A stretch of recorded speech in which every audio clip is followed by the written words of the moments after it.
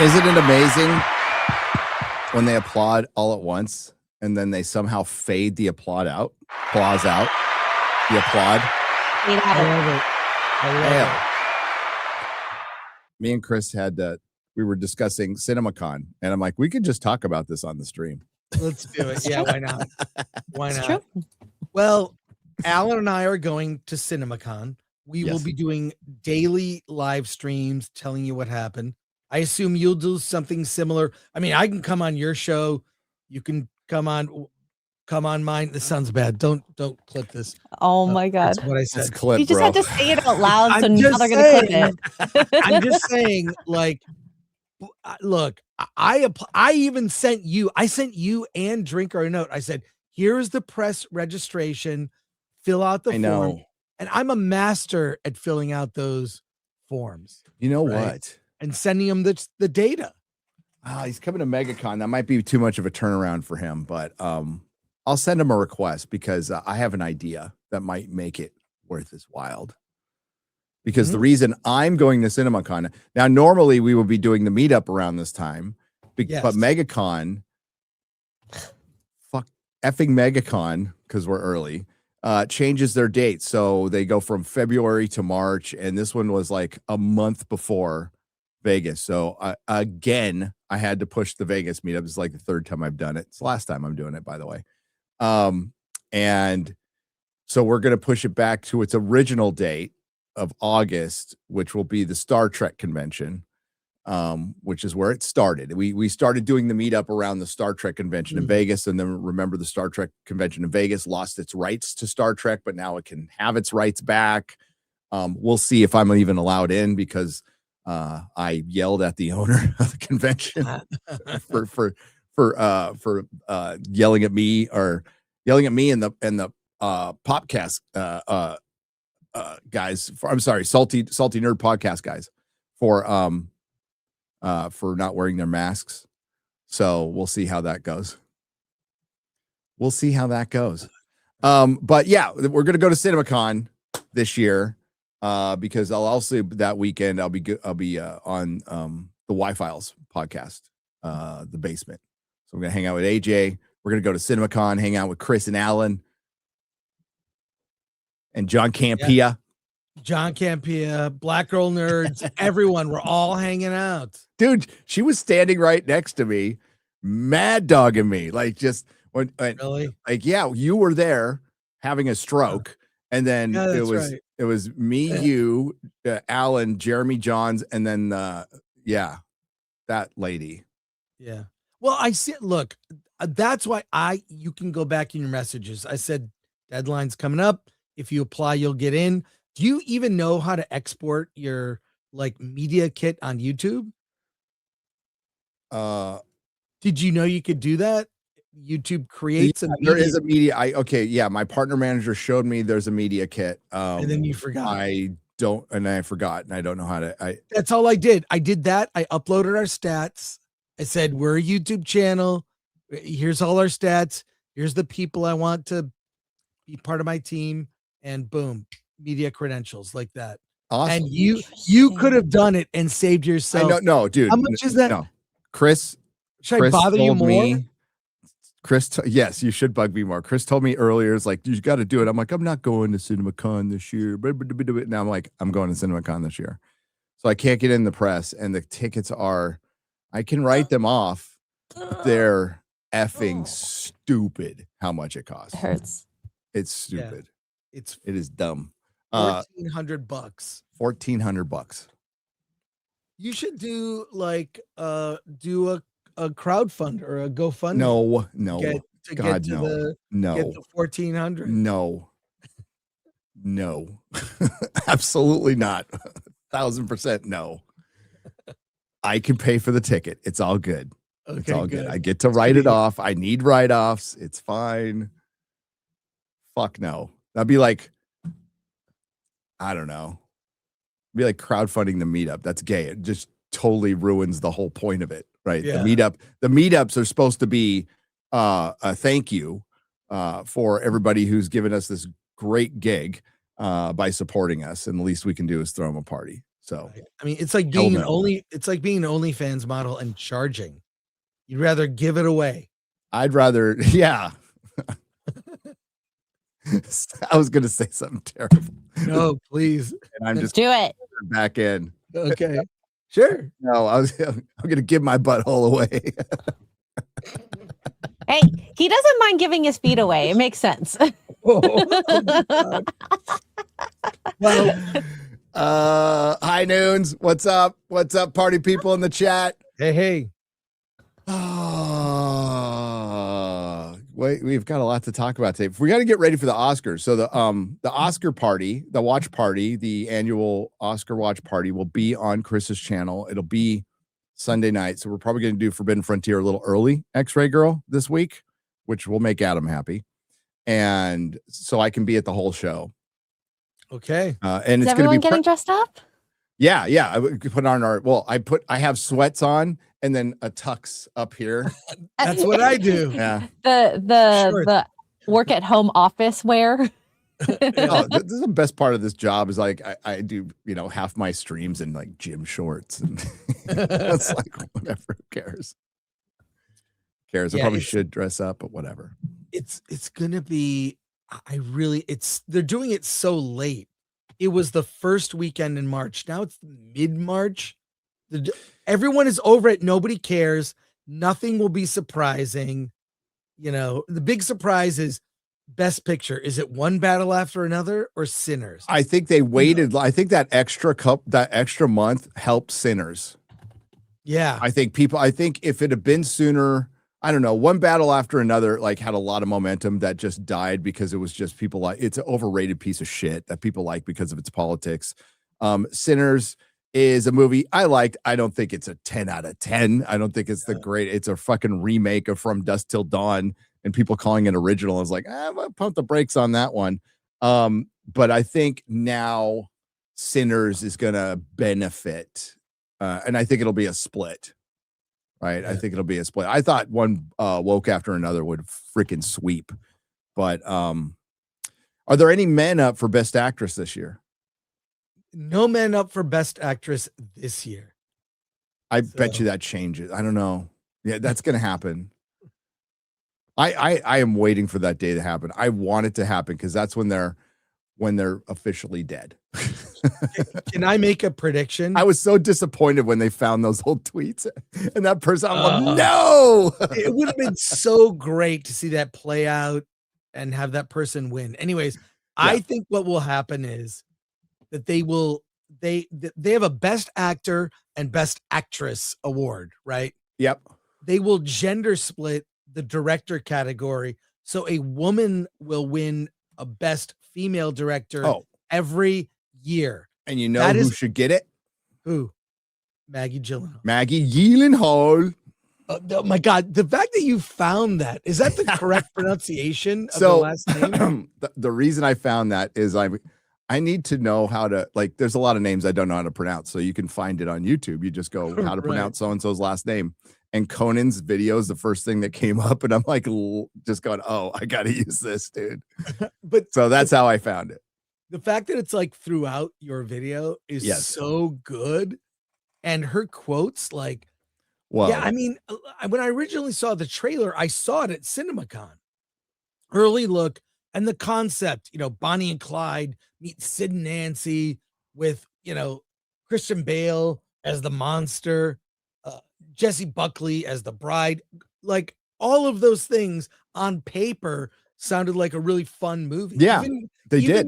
Your wife, who liked the film, who you then went on to ratio on social media. Happy birthday. Which I found ratioed her on her birthday. I contributed to that ratio, by the way. No. I figured she would kind of like it. She likes those just fever dream art house stuff because, I mean, that's the world she comes from, the world of fashion. She's an artist herself. She can paint. She can do everything. Kind of fucking frustrating how artistically talented she is. But I knew she'd kind of like it. She didn't love it, right? She just said it wasn't that bad. But here, And I will just say this, on the surface, visually, I thought visually it was very good. That's about the only thing good about I that like the film. look of the bride. look. Yeah, the Yeah. look it was cool. But and there's like a kernel of a good idea in it. Like having it's like a superhero origin story. Like she Yeah. speaks for the dead, you know. But then if you took away all the feminist shit, which would be most of the movie, like if you had, well, it's basically the Crow. I mean, she's the Crow meets Harley Quinn. And I think that might have been a kernel of a good idea. But the problem is she threw every idea in there, every idea. And then like the modernisms. And I know it's like, and I mentioned in the video, it's not about accuracy, it's about the vibe, man. But like having things like literally going viral like overnight, which, you know, doesn't necessarily happen in the 30s. I mean, yes, there was newspapers, but somebody having a camera in Depression era 30s just hanging around and then not getting stolen is just ridiculous. But it's supposed to be ridiculous. I understand that. It's just not good. That's the problem. It has to be good. Yeah. And it's not good. It was, there were so many cringe moments, but one of the ones where I just laughed out loud because it was so bad were the spinning newspapers, violent femmes, riot girls. I mean, it's modern. It's shit. all, yeah. It's oh my God. My girlfriend, actually, we saw it together. In the middle of the movie, she just turns to me, looks at me and says, "This is horrible." Yeah. Like she did not like it. So she would not have agreed with Mrs. Nerdrotic on that. But it is annoying. That is the best single word description of the movie. It is annoying. Annoying. It's annoying. It was Yes. I was annoyed by the end. And what struck me was there was one person who clapped at the very end of the movie and who was kind of embarrassed. There was zero reaction. Not one person laughed at anything. There wasn't applause. There wasn't reaction. And I'm sitting here thinking, when I used to see movies back in the day, people reacted. People were happy to see a movie. Like this movie got zero reaction. By the way, I think this movie, it's very feminist feel, doesn't bode well for a film that's coming out soon called Supergirl. We'll get into that because Supergirl is having a little trouble behind the scenes. Not major trouble, but something that might be a little bit concerning. But real quick, so you saw it in LA, right? So home field advantage. How many people were in the theater? It was pretty full. I mean, it was pretty full for like a 3:00 show. It was like 2/3 full. And I was surprised. Yeah, we had like 3 people, but to great. be fair, Yeah. it was storming. It was, and then the power went out and I had to go to Tortuga to watch the end. Oh my The last 5 minutes. Did you get a free ticket for They offered me a free ticket to the show, to the movie, to see it again, and I'm like, I'm good. That's great. And the ending is the worst part. I know, dude. Penelope Cruz sends all the people. Men, go away. The women need to talk. And the women sit there, and that horrible Annette Bening, who basically plays Marvel. Oh, she does. She does, because we need women in STEM, Chris. The movie was everything about it was annoying. The worst part is, and I got into it on Monday on Versus, we were talking. My argument is that male directors are better at directing women and women characters because male directors feel empathy for women. Female directors, modern female directors, for the most part, not only have no empathy for their male characters, they have utter disdain for their male characters, which is why, I mean, did you feel that watching the movie? Every male character, I mean, even Christian Bale's Frank the monster thing, like, was just so, he was a simp. It was pathetic choices, I thought. Yes, men wouldn't have written a scene where the male detective played by Peter Sarsgaard feels so bad. Okay, what he did was he slept with one of his witnesses and she was trying to get the investigation reopened about the women being murdered and their tongues being ripped out, because that's subtle. And he just slept with her and then didn't reopen the case, and then she died and he felt bad about it. So he quits in shame and then hands his badge over to Penelope Cruz in the 1930s and says, I quit on the condition that they make you detective. Like, that's how it happens. Yeah. By the way, here's pretty much Annette Bening. The funny thing about the negabands on the TV show is that they're actually meant to be a big callback to the OG version of Captain Marvel, the very first version, who was a man called Mar-Vell, who did appear during the Captain Marvel movie in the MCU, but he was played by Annette Bening, so they changed the character just a little bit. What? What the fuck? But he was played by Annette Bening, so they changed the character just a little bit. Just a little bit. I love that. I love that. She was awful. No, she was terrible in it. She was terrible. And then there was like her assistant, and my wife and I were trying to figure out throughout the whole movie if that was a dude or not. And it was a girl, but it's like we couldn't tell. Yeah, it was pretty bad. The only part that got a chuckle was when they did Putting on the Ritz, and Christian Bale's Frankenstein goes, putting on the Ritz. Right. Yeah. Right out of the Mel Brooks classic. It's going to lose Warner Brothers $90 to $100 million.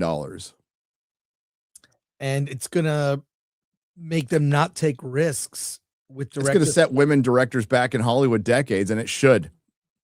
But especially also, when she's out there going out, they give women little cute movies and stuff, but it gets a little dangerous when they give women a lot of money. Yeah. I mean, that just from having a woman in your life, it's dangerous. It's if you give them a lot of money. Shopping. I mean, that's just true. That's true in life. It is. As So, I sit in front of a bunch of action figures. well, shit. I sit in front of a bunch of popcorn buckets. I've heard the story. Yeah, I got a lot of shit in here. I'm not. I've made bad choices. So we all have. Yeah. Maybe some of us more than others. Oh, but yeah. Maggie Gyllenhaal going out there and saying misogyny and it's dangerous. Like, for one, the whole attitude of Hollywood and particularly from female directors has been, you need to give us more money. You need to give us more money. You give men money. You need to give me money. And this is, tens of millions, hundreds of millions of dollars in some cases. And what have you done with it? Nia DaCosta, Chloe Zhao, and now Maggie Gyllenhaal have directed 3 of the biggest flops of the last 5 years, costing their so you can't blame the company. The companies have tried. They have given you money. You utterly failed. You were not the right woman for the job, period. And the only reason she got this job and this movie got made was her last fucking name, period. End of story. Yeah. Nepo baby.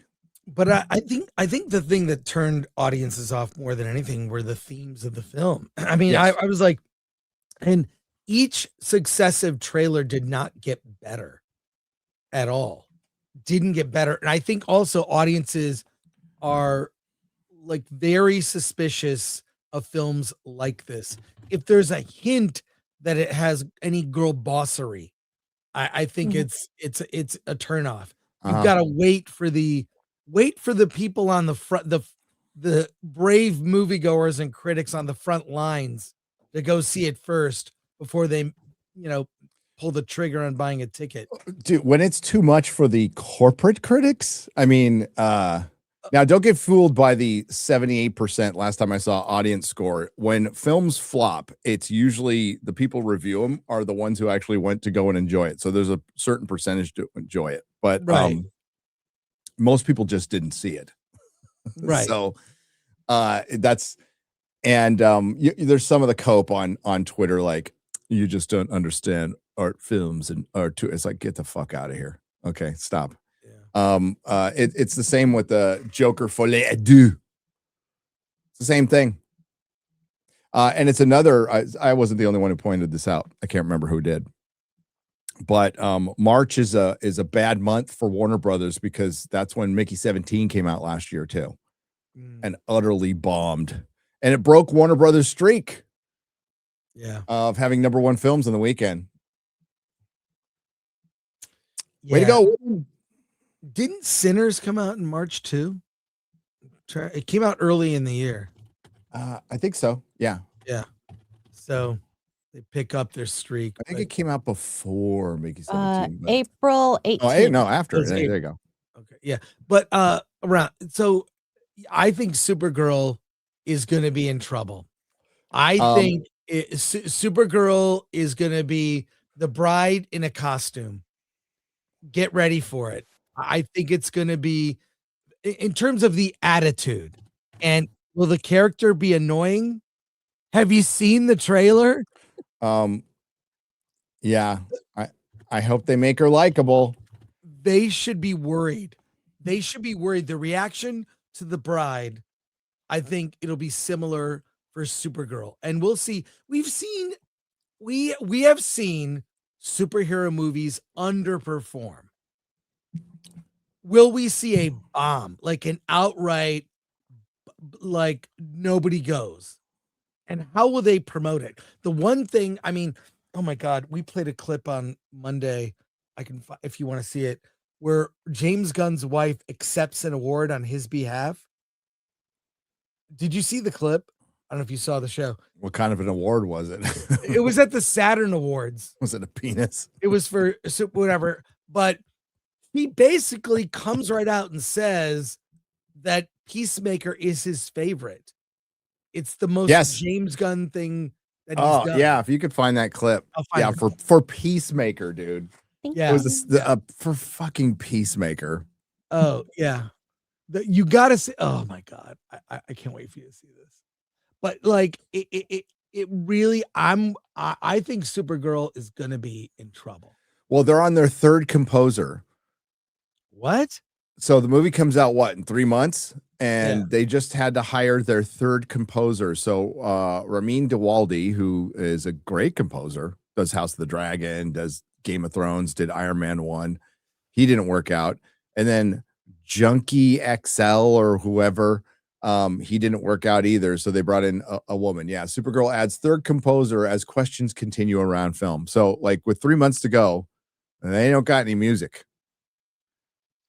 And you need, what you really need for a superhero film, you've got to have a kick-ass theme. There's a reason they reuse Danny Elfman's music, for Batman. There's a reason that John Williams' iconic score for Superman is reused or referenced, even in the Spider-Man films.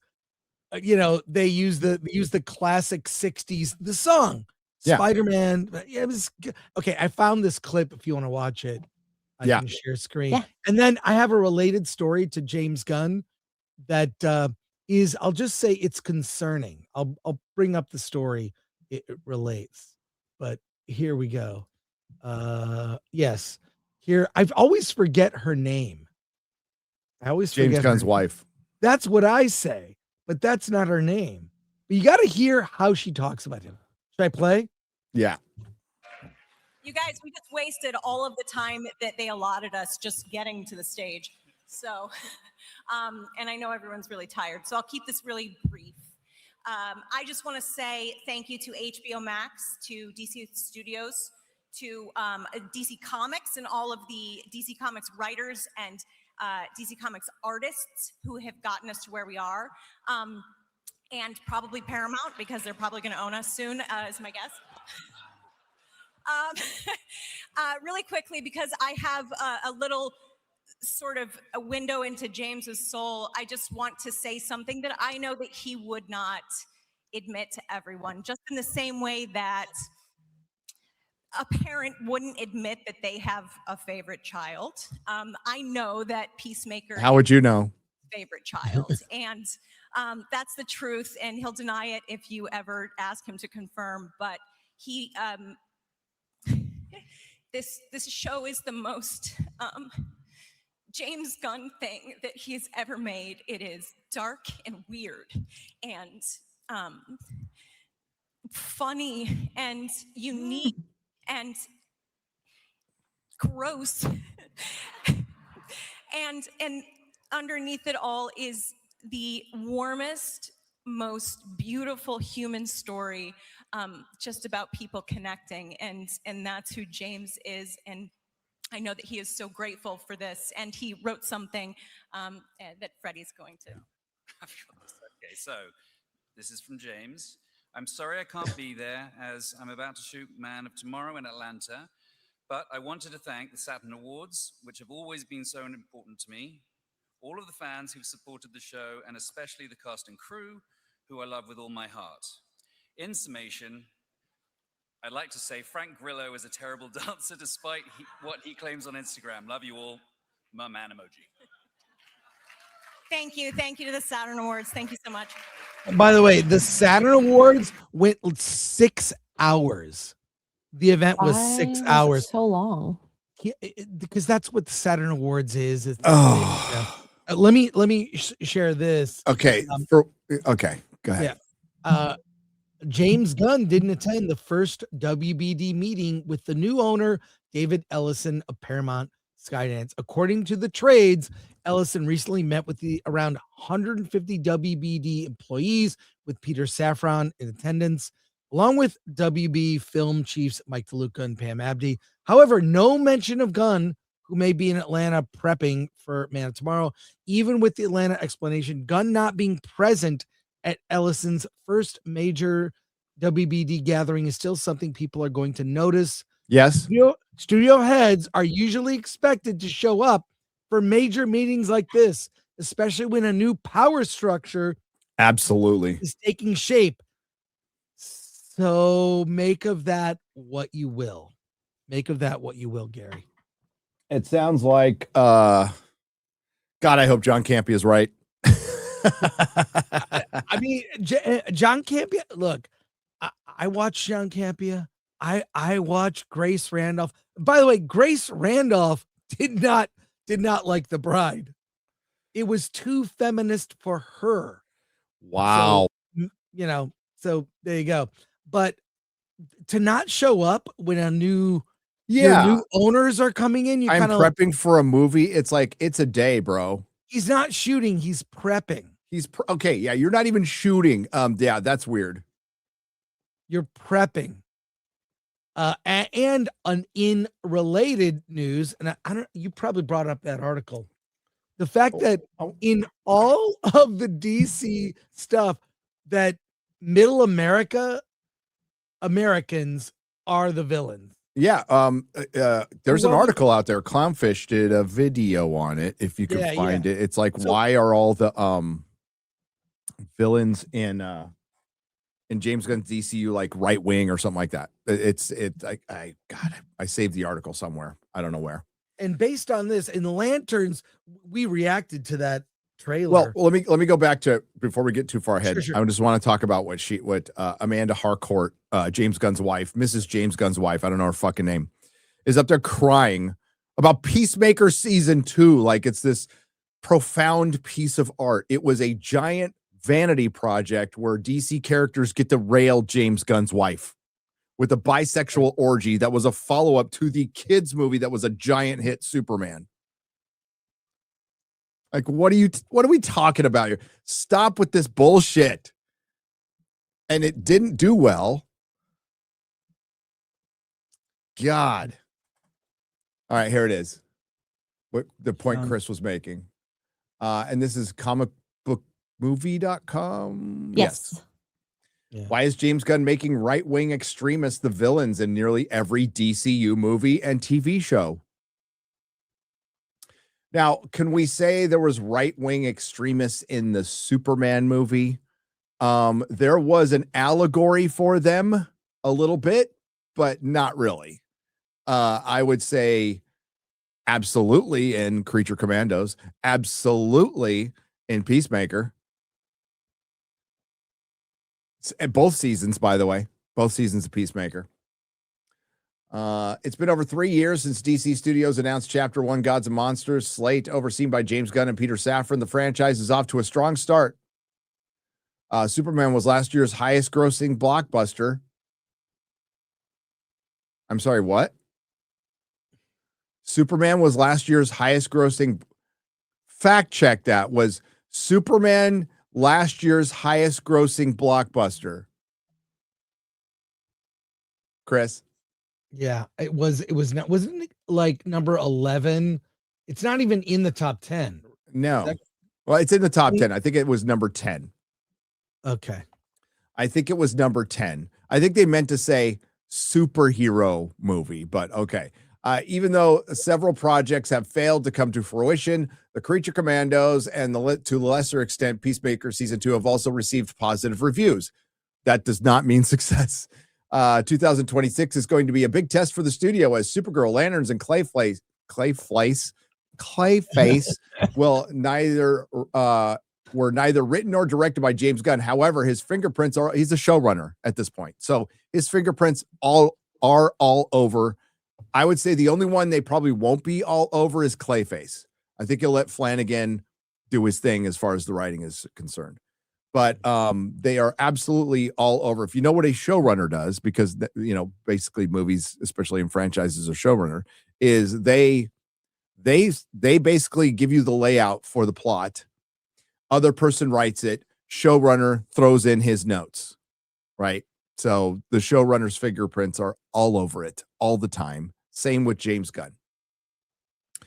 Particularly when it comes to villains who are blatantly inspired by the filmmaker's disdain for the right-wingers, who got him fired from Guardians of the Galaxy Volume 3. Well, he did do Guardians of the Galaxy Volume 3 eventually. So, given the current political climate, this article will likely stir up very different feelings, and those of you reading it with that in mind, let's make one thing clear. This is not an attack on conservatives or those who consider themselves the right. No, James is doing that. No, I don't give a shit. Not a conservative anyway, so I don't care. The bigger question is, why have right-wing extremists started dominating the DCU? In Creature Commandos, the sons of Themyscira and were incels and gun-toting rednecks. Superman saw Lex Luthor using mind-controlled monkeys to convince, that's the allegory, to convince the world that the Man of Steel was some sort of harem-seeking pervert, not dissimilar to how some of the far-right weaponized Gunn's crude jokes from the past to convince Disney that he deserved to be fired. Now, if you don't believe this, for some reason, if you've got it in your head and like that you don't believe that that is true, do you think James Gunn's a humble guy? Does he strike you as a humble guy? He doesn't come off that way recently. Does James Gunn find a path through his storytelling through things he likes and personal experiences and talks about it? Like, how did he crack Superman, Chris? Do you remember how he cracked Superman? It's all, well, because of his dog. His dog. Part of it. And now I feel like he leans on things he knows he thinks works from his past. He hasn't brought, and look, the first Guardians movie, that was his peak, in my opinion. Everything has been downhill. His path to writing is a very modern path. And for a Gen Xer, it's very millennial. It is very experiential, but totally through everything I've lived through in my life. Now, writers before would see things through other people's eyes, would be able to detach, and because they went out in the world and did things like fought in wars and had careers and stuff. And James has just worked at Trauma, right? Which is fine. I liked Trauma back in the day. I'm starting not to like him now because they gave us James Gunn. But so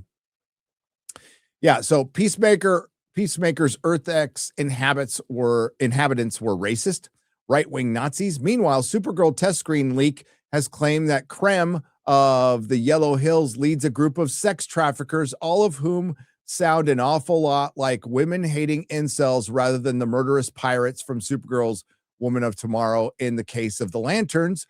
While we're expecting some sort of cosmic element to whatever to whatever, threatens that piece of the American heartland.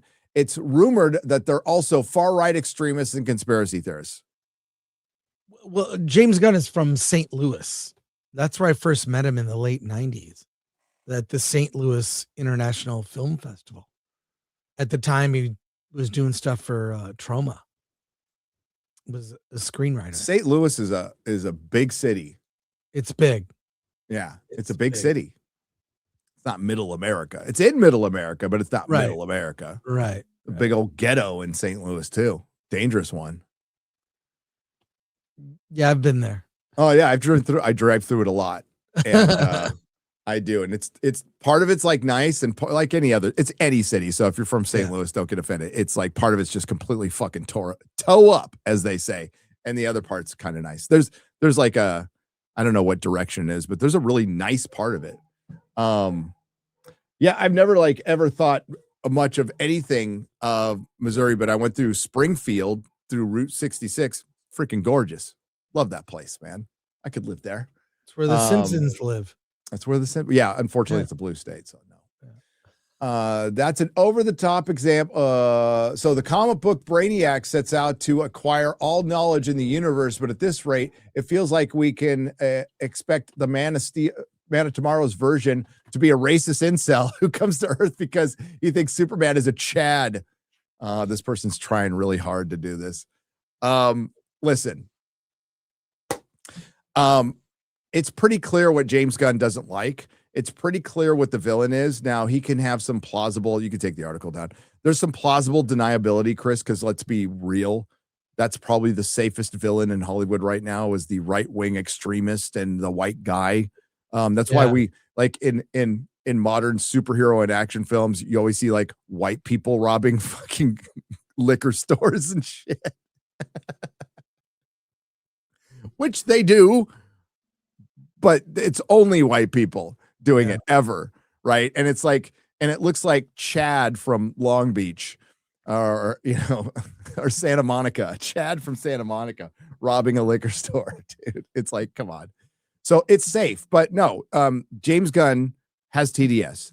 James Gunn hates the right even more because he sees that it was the right that canceled him. Because it was the right who dug up its tweets because he had TDS, right? So if you were around at that time, it was a little payback because the left was digging up people's tweets and canceling them. So somebody just did it to him.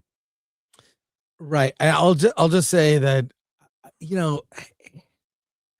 it's annoying because what it does, all the work feels dated. It feels dated and it's like from its era. And it's weird. Like he was very loud, but his work didn't. Now he's working things out through the work. So it reflects in the work and he's been quiet about things politically. Even you saw on the red carpet for Superman that people were trying to bait him into talking. Absolutely. He was reserved. But he's not reserved in his screenwriting. Peacemaker season 2 was fuck MAGA, fuck middle America. That's what it was. That's what The Boys is too. That's what Lanterns absolutely. And Lantern, for people who are defending Lanterns, we're all picking on the look and stuff, and that's great. I honestly, I don't like it when I don't know, our mutual friend Chris was like, we got a comic accurate Green Lantern, and how did that turn out? Well, I mean, it still has to be good. Yeah. So just because it's not comic accurate and you're trying something, it still won't be good. And the reason it won't be good is Damon Lindelof and Tom King. They are writing the fucking show. So if you want to defend that, cool, and maybe it'll be good. I think there's a 10% chance. No, I think there's a 0.01% chance it'll be good with Damon Lindelof writing, but you never know. Maybe it is, and I'll admit it, and I'll pay Robert Meyer Burnett $500 because we have a bet. You have a bet? You didn't see that on Twitter? Yes, I have a bet with Robert Meyer Burnett. I haven't seen that. Oh my God. He was like, it's going to be an allegory. For one, Robert, I love you.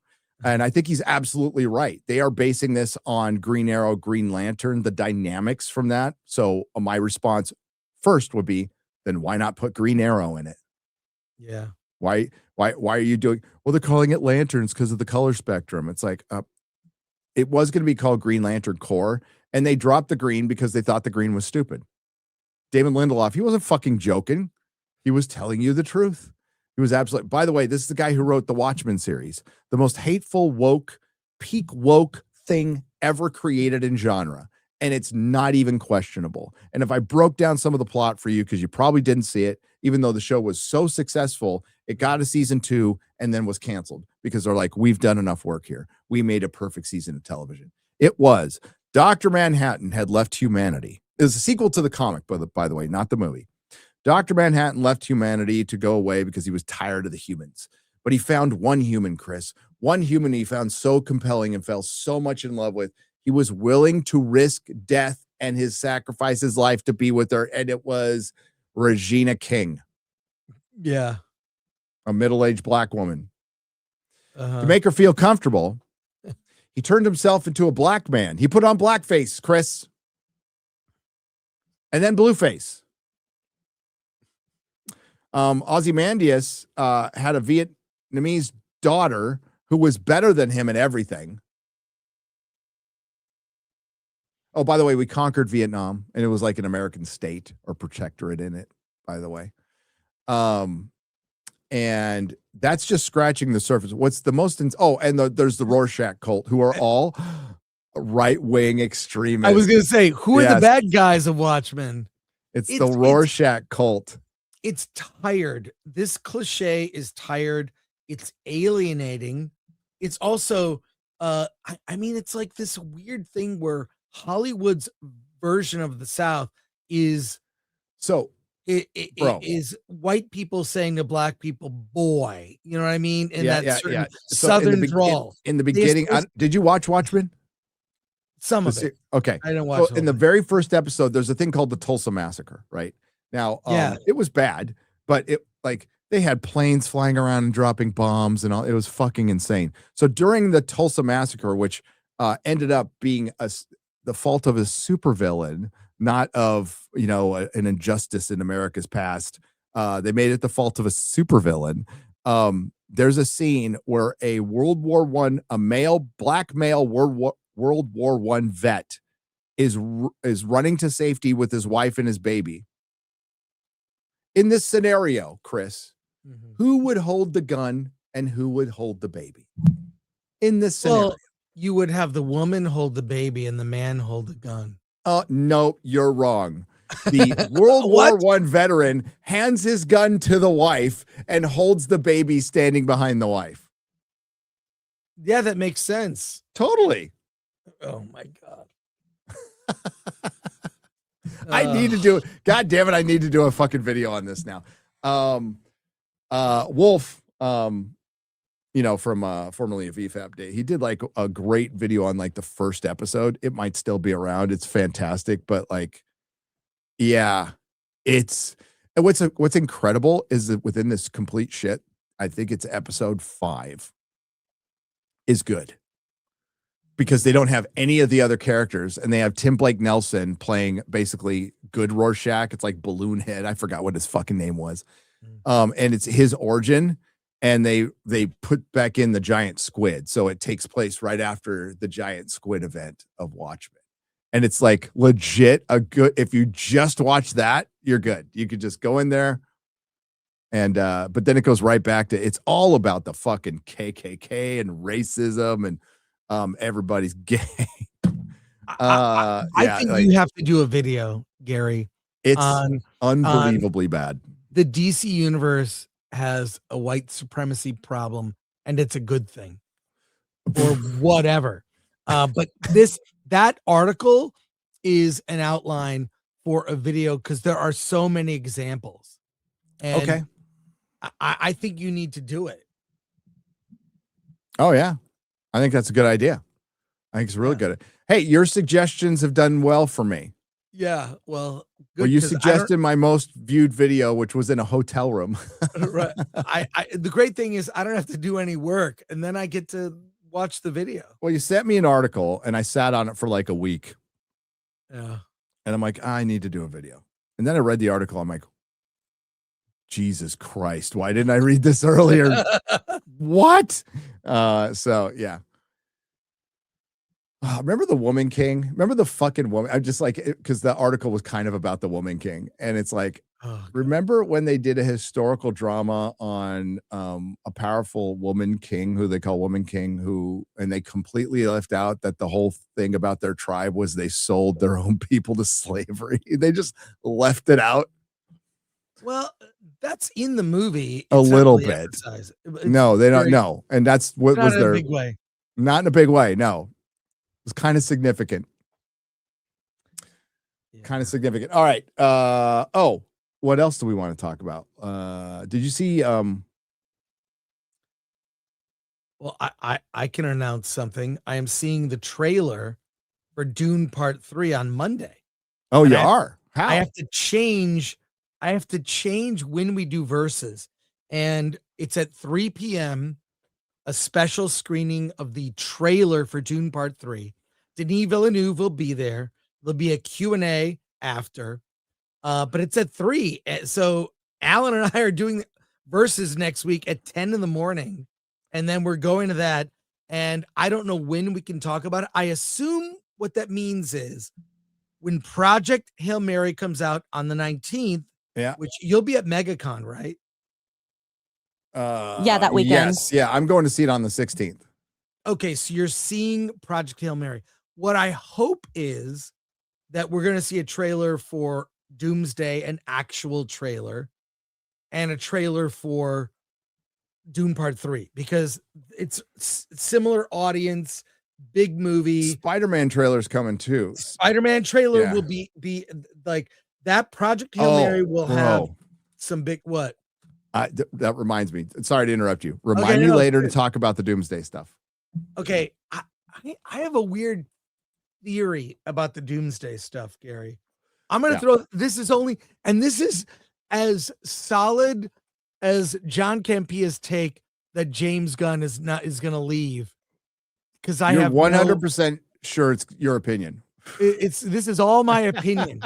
Is that because I know for a fact that when there are screenplays distributed out to people making the movie, they lie. The scripts, because they know scripts leak. So character names can be changed. When Chris Nolan did The Dark Knight Rises, the script, the script was all completely wrong. It was fake scripts. Fake scripts. So yes. I think that when you say characters die in the Doomsday script, I don't think they die.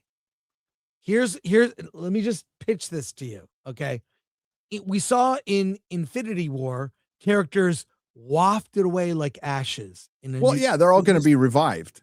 Yeah. So I think when they die, they will somehow not die a death like they'll be blipped, or they'll be in a way like they'll be pruned. They're not going to die like, get a spear to the chest, the heart. Their world just doesn't exist, so they die. The world doesn't exist, so they'll somehow collapse in on themselves. Their dying is going to be going off to a nether dimension or whatever. So they get revived for Battle World. Yes, we know. So I think when you say they die in the script, they're going to go to another place. So yeah, and I think the script, I know that the leaks come from a script. I think the script is wrong. Well, I have some information for you on that.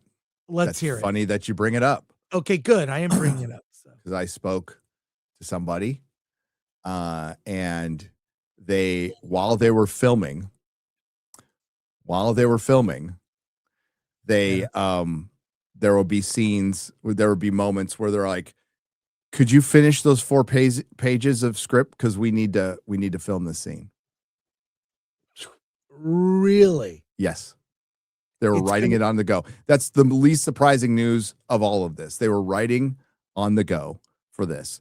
So whatever completed script that maybe R&B saw was done after Principal. By the way, there's going to be 2 months of reshoots coming up. Okay, well that doesn't surprise me. No. Are you sure they weren't script maxing or whatever? Not Well, I don't even rewriting. know Oh what my maxing God. means. Okay. Plussing the I don't script. care. I'm not going They're to even say plussing the that script. word. Stop. They I- 6-7 the script. I don't fucking know. I don't care. I think it's going to be a mess. No. I think it'll be terrible. So I- I spoke to a mutual friend, uh-huh. and they told me that they were waiting for writers to finish pages so they can do a scene. And all this shit's on video somewhere, which I'd love to have, but all this shit's on video. And Robert Downey Jr., who was paid, we're estimating it's anywhere between $30 to $50 million per movie.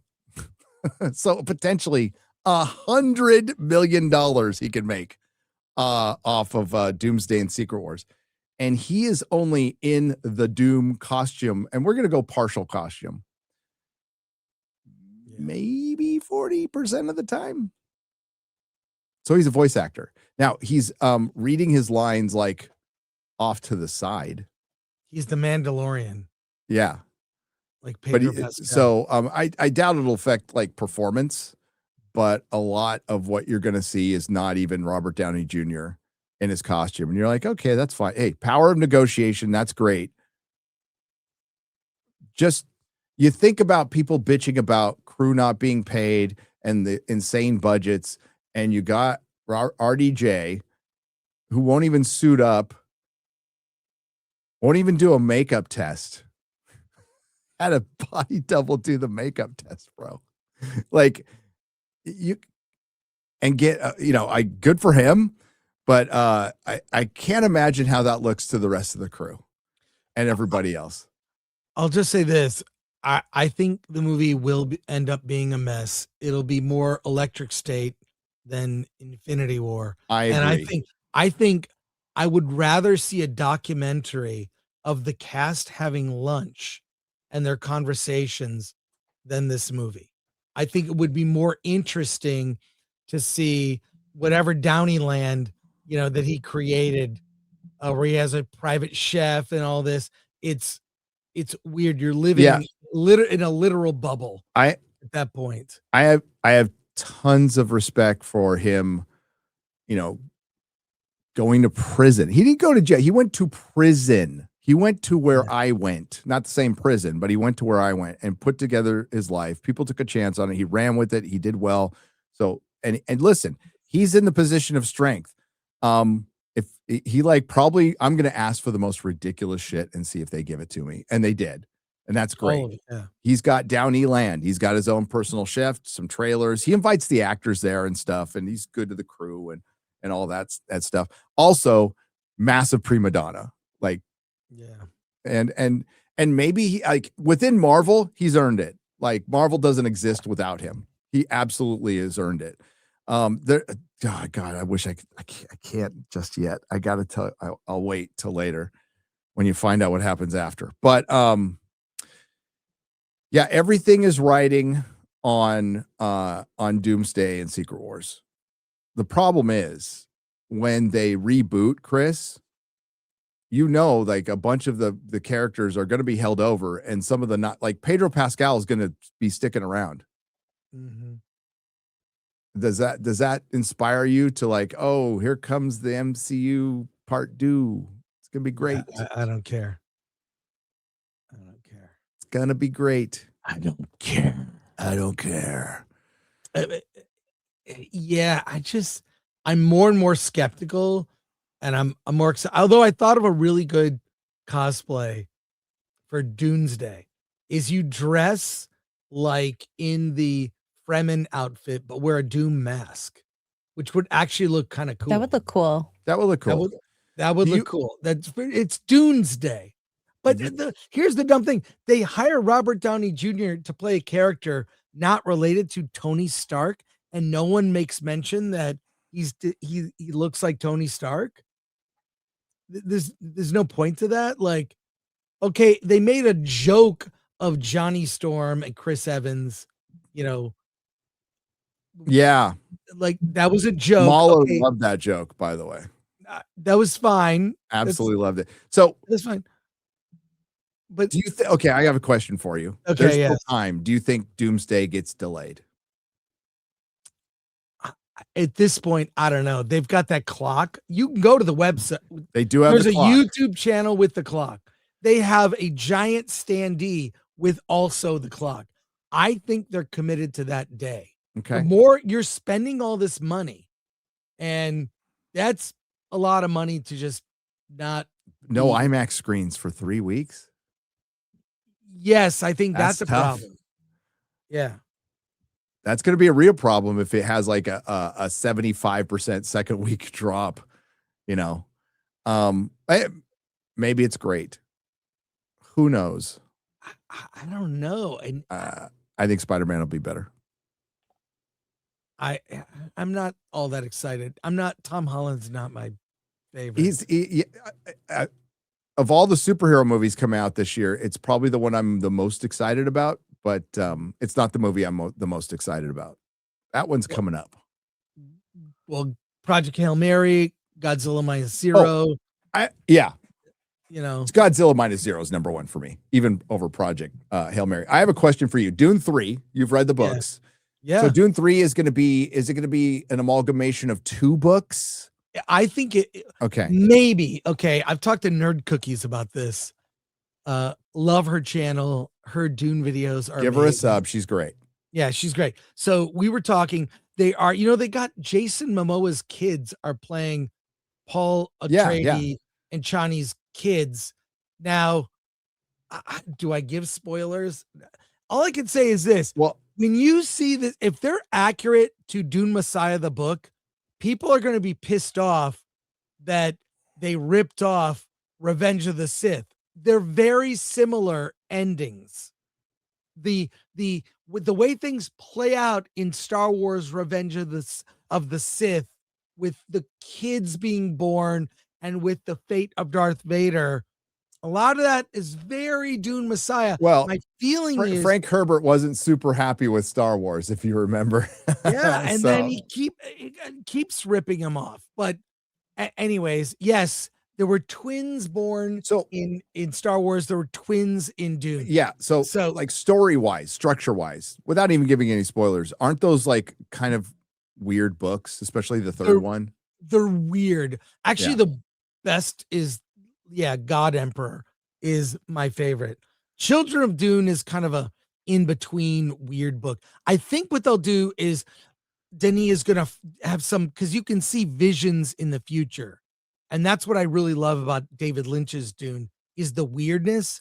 Denis is not so weird. He's more verisimilitude. He's in that camp, which I think is also great. I think there'll be some flash forwards to what Paul sees in the future. That's what I think. And I think it's going to focus on the highlights of Dune Messiah. Dune Messiah is not real battle heavy, but they could be coming off there's a holy war, a jihad, and they use the word jihad. They're getting rid of all that language, I'm sure. We'll see. That's kind of an important word in the book, though. I haven't read it, but I know it is. It's up. They'll call it a crusade. The crusade, but that may not be good either. No, but they would no. But my point is, they would rather offend the Christians than the Muslims. They would definitely call it a crusade. Yeah, but I hated the way Dune Part 2 ended with focusing on Chani because she was down with Paul. Like, I understand. Yeah, you've got to marry Irulan to take the throne. It's a marriage of convenience and for politics, and and even said like they ruined that. In the whole thing of like, well, she has to have agency. She's the one calling out that like Paul's using the Fremen and their religious, the thing that now I'm getting into it. I don't want to get into the weeds too much. I'm just saying I hated the way Dune Part 2 ended and it doesn't lead into Part 3. Yeah. Zendaya was just annoying. And she was annoying in that movie. Yeah. But they also tested Jenna Ortega might have had that part. She screen tested for that. I would have preferred Jenna Ortega. Yeah. I don't mind. She's a better actress. Yeah. I don't mind her. No, she's fine. Jenna Ortega's fine. She knows how to. She's at least fun on the red carpet. Our friend Rachel Zegler was out there. I did the math on this one. I don't know if I still have it up. It's been because I tried to like how many days are in 3 million years, and I think it was like 100, and it was 10,597,000,000, something like that. So I was just going to say it's been 10 billion days since a woman accepted any kind of accountability. So yeah, she's out there like just, I'm not going to assimilate to your style. It's like, girl, you got a rich daddy. You're not assimilating this shit. Shut the fuck up. Yeah, here it is. Rachel, Steph. What's up, Steph? Rachel Zegler addresses backlash to Snow White reboot and vows, I refuse to assimilate for anybody else's comfort after a humiliating box office disaster. Just saying, please don't hire me again. That's pretty clear. You can't put her in a box. She's going to be a Broadway star. A Broadway star in some indie films, but nobody's going to hire her for a blockbuster ever again. No, she's done. Even if they agree with her, they're going to go, she is a pain in the ass. Hell no. So, Chris, have you seen One Piece? Oh, I started watching the first 5 minutes last night. It looks great. And then I was like, I'm going to watch it. I'll have seen the whole thing next time we do a stream together. I'm going to binge it this weekend. Yeah, I'm 4 episodes in. Oh, and I like it.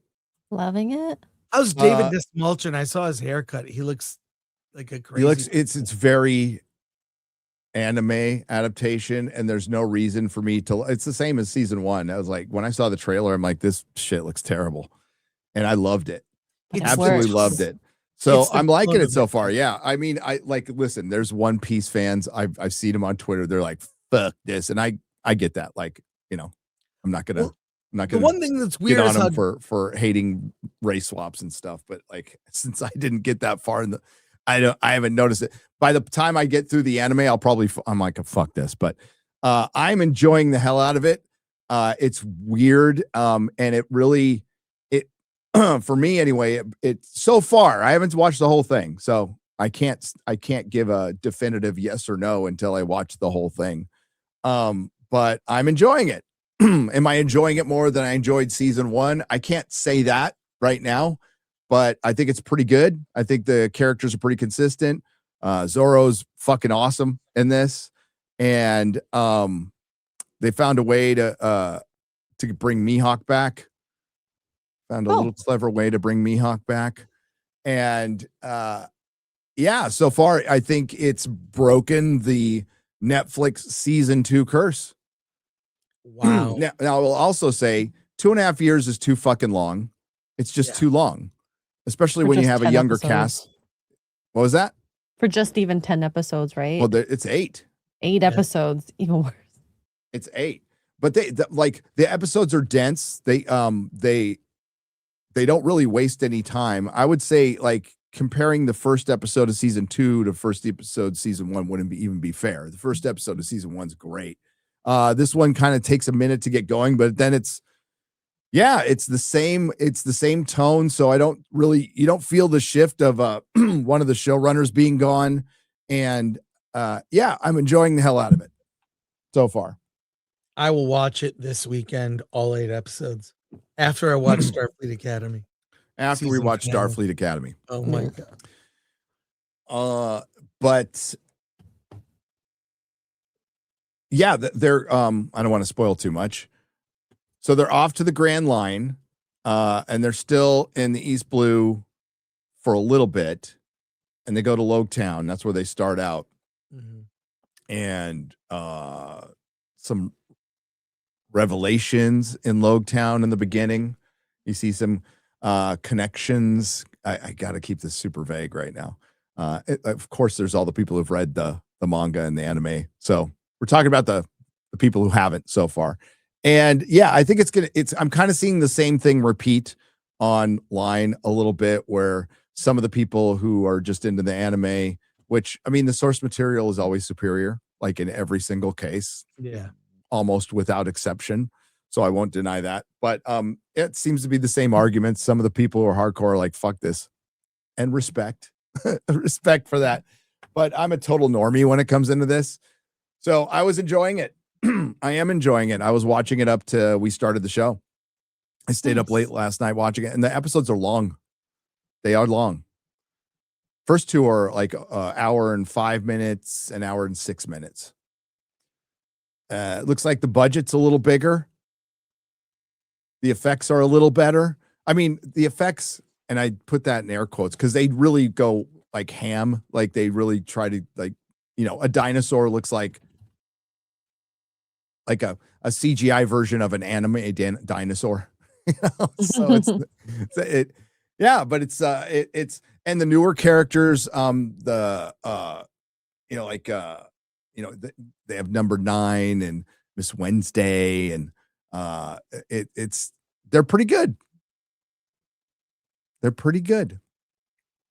I hear that the Luffy's stretching effects like far outshine Fantastic Four. Oh, they look good. I saw a clip on Twitter. Baroque Works they call back to something that happened in the first couple episodes of season 1 immediately, and Baroque Works is in this.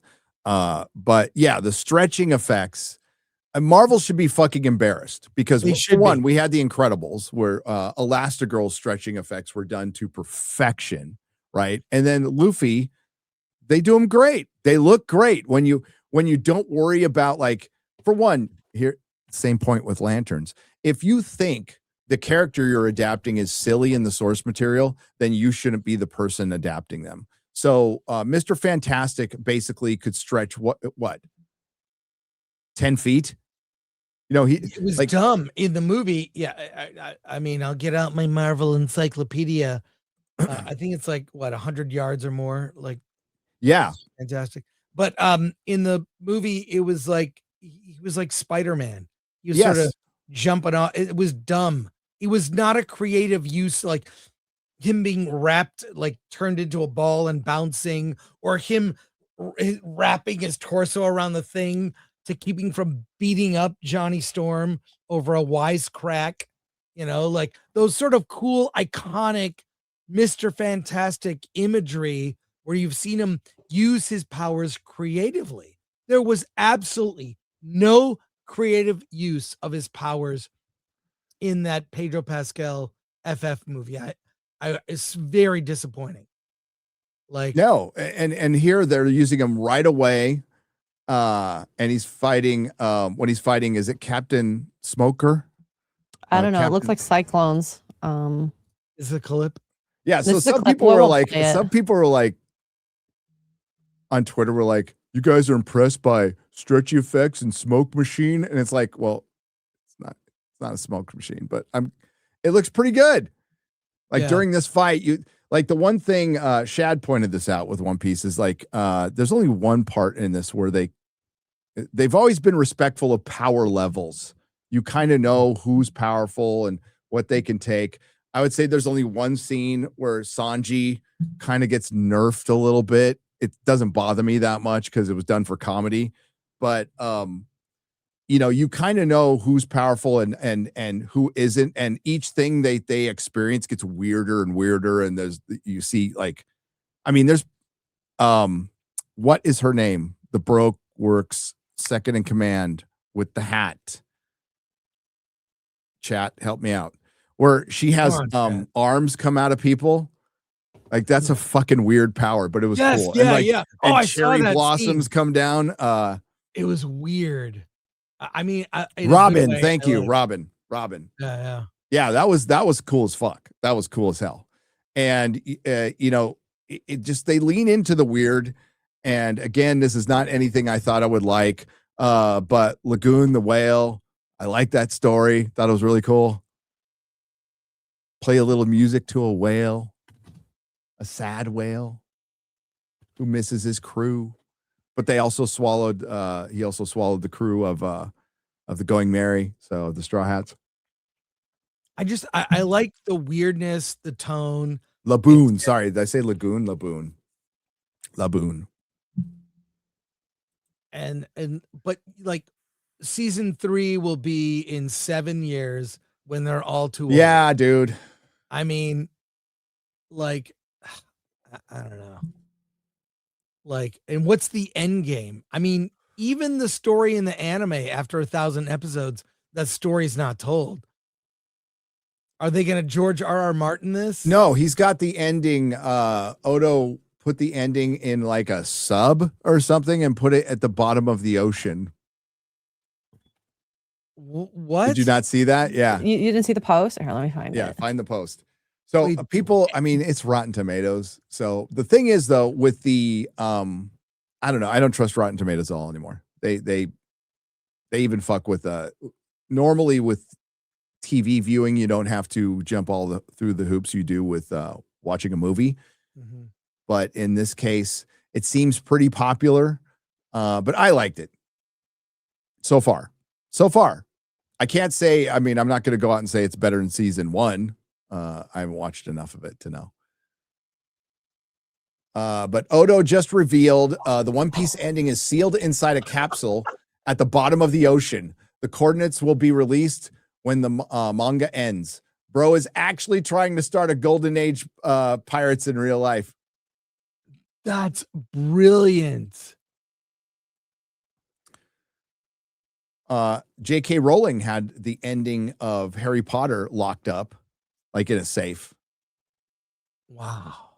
Because she knew where she was going with it. Because she's not a gardener like George R. Martin. No, George R. Martin kind of knows how his series is going to end, and we'll never know. We'll never know. But yeah, I'm enjoying it so far. I am. I can't wait to go watch more of it. Unfortunately, I have to take a day off so I can watch. Because I put off my Star Trek review of last week, and I'm making it into 2 episodes into one. Well, So I got to start on it today. Anyways, it makes sense actually. Yeah. So I Makes got to sense. start on it today. But I am enjoying One Piece season 2. But you're right, Chris. One Piece season 3 will be 2 years. Right? This was 2.5 years.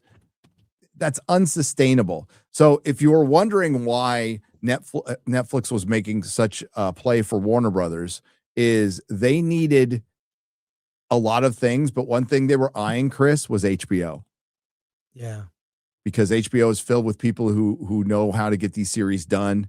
And listen, like it or not, with AI, when they eventually fully the only reason they haven't fully committed to AI is peer pressure within their own industry. That's it. That's the only reason. They're afraid to get crucified by the unions and stuff.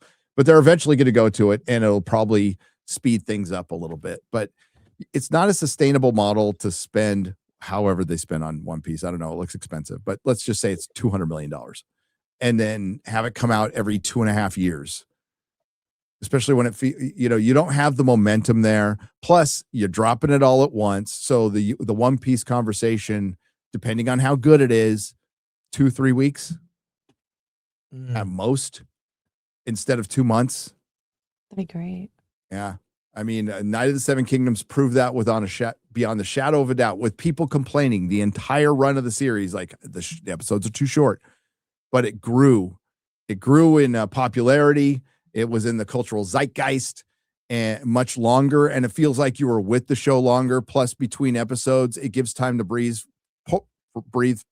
purely for selfish reasons. As a content creator, it's great because we can talk about it more, but also fans can theorize what the next episode is. It gives you time to create a fandom, a real fandom around your project. And when you drop it all at once, it's not a communal experience. People are watching at different times, so you're not really having the discussion right after the episode if it airs at a certain time. They drop them in the middle of the night. It dropped at 3 in the morning, and they refuse to go away from that model because it works for them. It's kind of part of their identity as a streamer. But eventually they're going to have to break it. They have to evolve. Yeah. Absolutely. I did see that Netflix acquired from Ben Affleck. I can show you here. Oh, it's some AI company. For helping with VFX color relighting. So maybe that will help speed things up. Hopefully. This was from March 5th, so It's going to put a lot of people out of work. I know that's the only thing that sucks. Yep.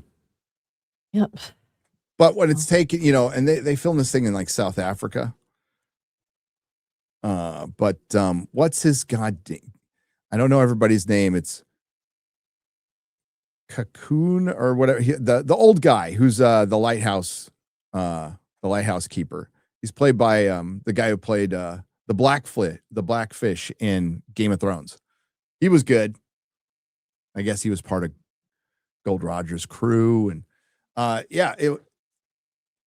just don't know how you can have a popular cultural event series that comes out every 2.5 years. Like even Stranger Things, it used to come out pretty regularly in the beginning. And that's how it built that fan base. But yeah, I don't know how that's a sustainable model, like financially. I just don't know. But Netflix stock went down, I think, after they lost out on Warner Brothers. And I don't know if did Paramount stock go up?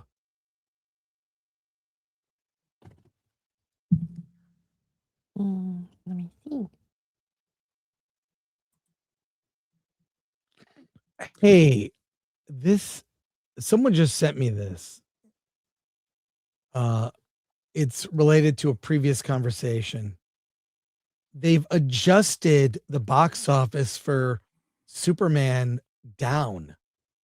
What? This is Cosmic Book News. Amazon's box office Mojo's website has updated James Gunn Superman box office totals again. Most of the added money is now gone.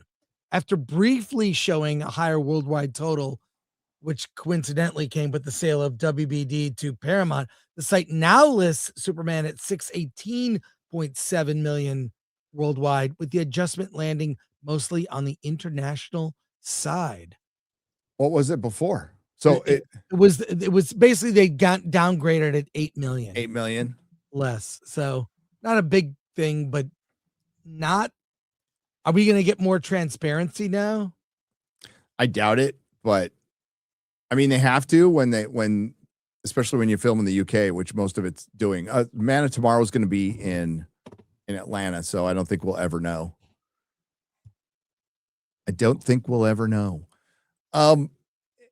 It wasn't a flop. It wasn't a success. And you can go out and say, well, it profited. Yeah, okay. So you spent $350 million, $320 million, $250 million on a film that profited $100 million. That's not good business. Now, if you're starting a DC universe that you think will eventually have higher returns in the future, sure, it makes sense. I do not see any higher returns in the future for the DCU until they bring in Batman. I mean, it's just the way it is. Like even bringing in Wonder Woman or the Flash at this point, I don't think they'll yield higher returns. I think we're going to be getting Blue Beetles and Black Adams for a while. In terms of the reaction and success. Well, I agree with Ryan. I think Supergirl could tank. Like it could be a bride like tank. It could like lose $100 million. Yeah. That is opposite of what John Campea said when he said $1 billion movie. Didn't he say he said $1 billion? Yeah, oh but they also said $1 billion movie for Superman. I mean, and then they're like, why would you expect $1 billion movie? Well, I don't know, because half you motherfuckers were out there saying it was going to make $1 billion. I mean, it's not. Here's the thing. Supergirl is a character that men are going to go see. Women want to see Barbie. You have a choice. Do you want to see Barbie or Supergirl? The Bride. What was the highest percentage demographic that went and saw that movie, Chris? Men went to see it. Yeah, so I think Supergirl could actually. It does not bode well. It does not. No, I agree with Ryan. He said everything rides on Man of Tomorrow. That will decide the future of the DCU, James Gunn's job. And for anybody thinking that Ellison needs to like fire James Gunn now, which would be me, but being realistic, it would be dumb. That would be really dumb to do. Yeah. What are you going to do? Reboot it again for the fucking third or fourth time in 20 years? It's like, no, you can't do that. You have to like see if he can work his way out of this. There are Hollywood's convinced though that this has all been really super successful. I beg to differ, but we'll see. We'll see how things play out. We'll see. Well, you know what? I'm looking forward to the Access Media articles that are going to be written in 3 years that say why James Gunn's DCU was doomed to fail. Right. I can't But wait. What we've seen of it, it just, I'm not excited. Whereas I watched this hour-long interview with Zack Snyder with Josh Horowitz. And it just reminded me of like, oh, Zack Snyder's vision was flawed, but I'll take his flawed universe and that vision over what Gunn is putting out. I'm telling you, Zack Snyder not being able to finish his vision will benefit Zack Snyder a lot. He's looking much better these days, right?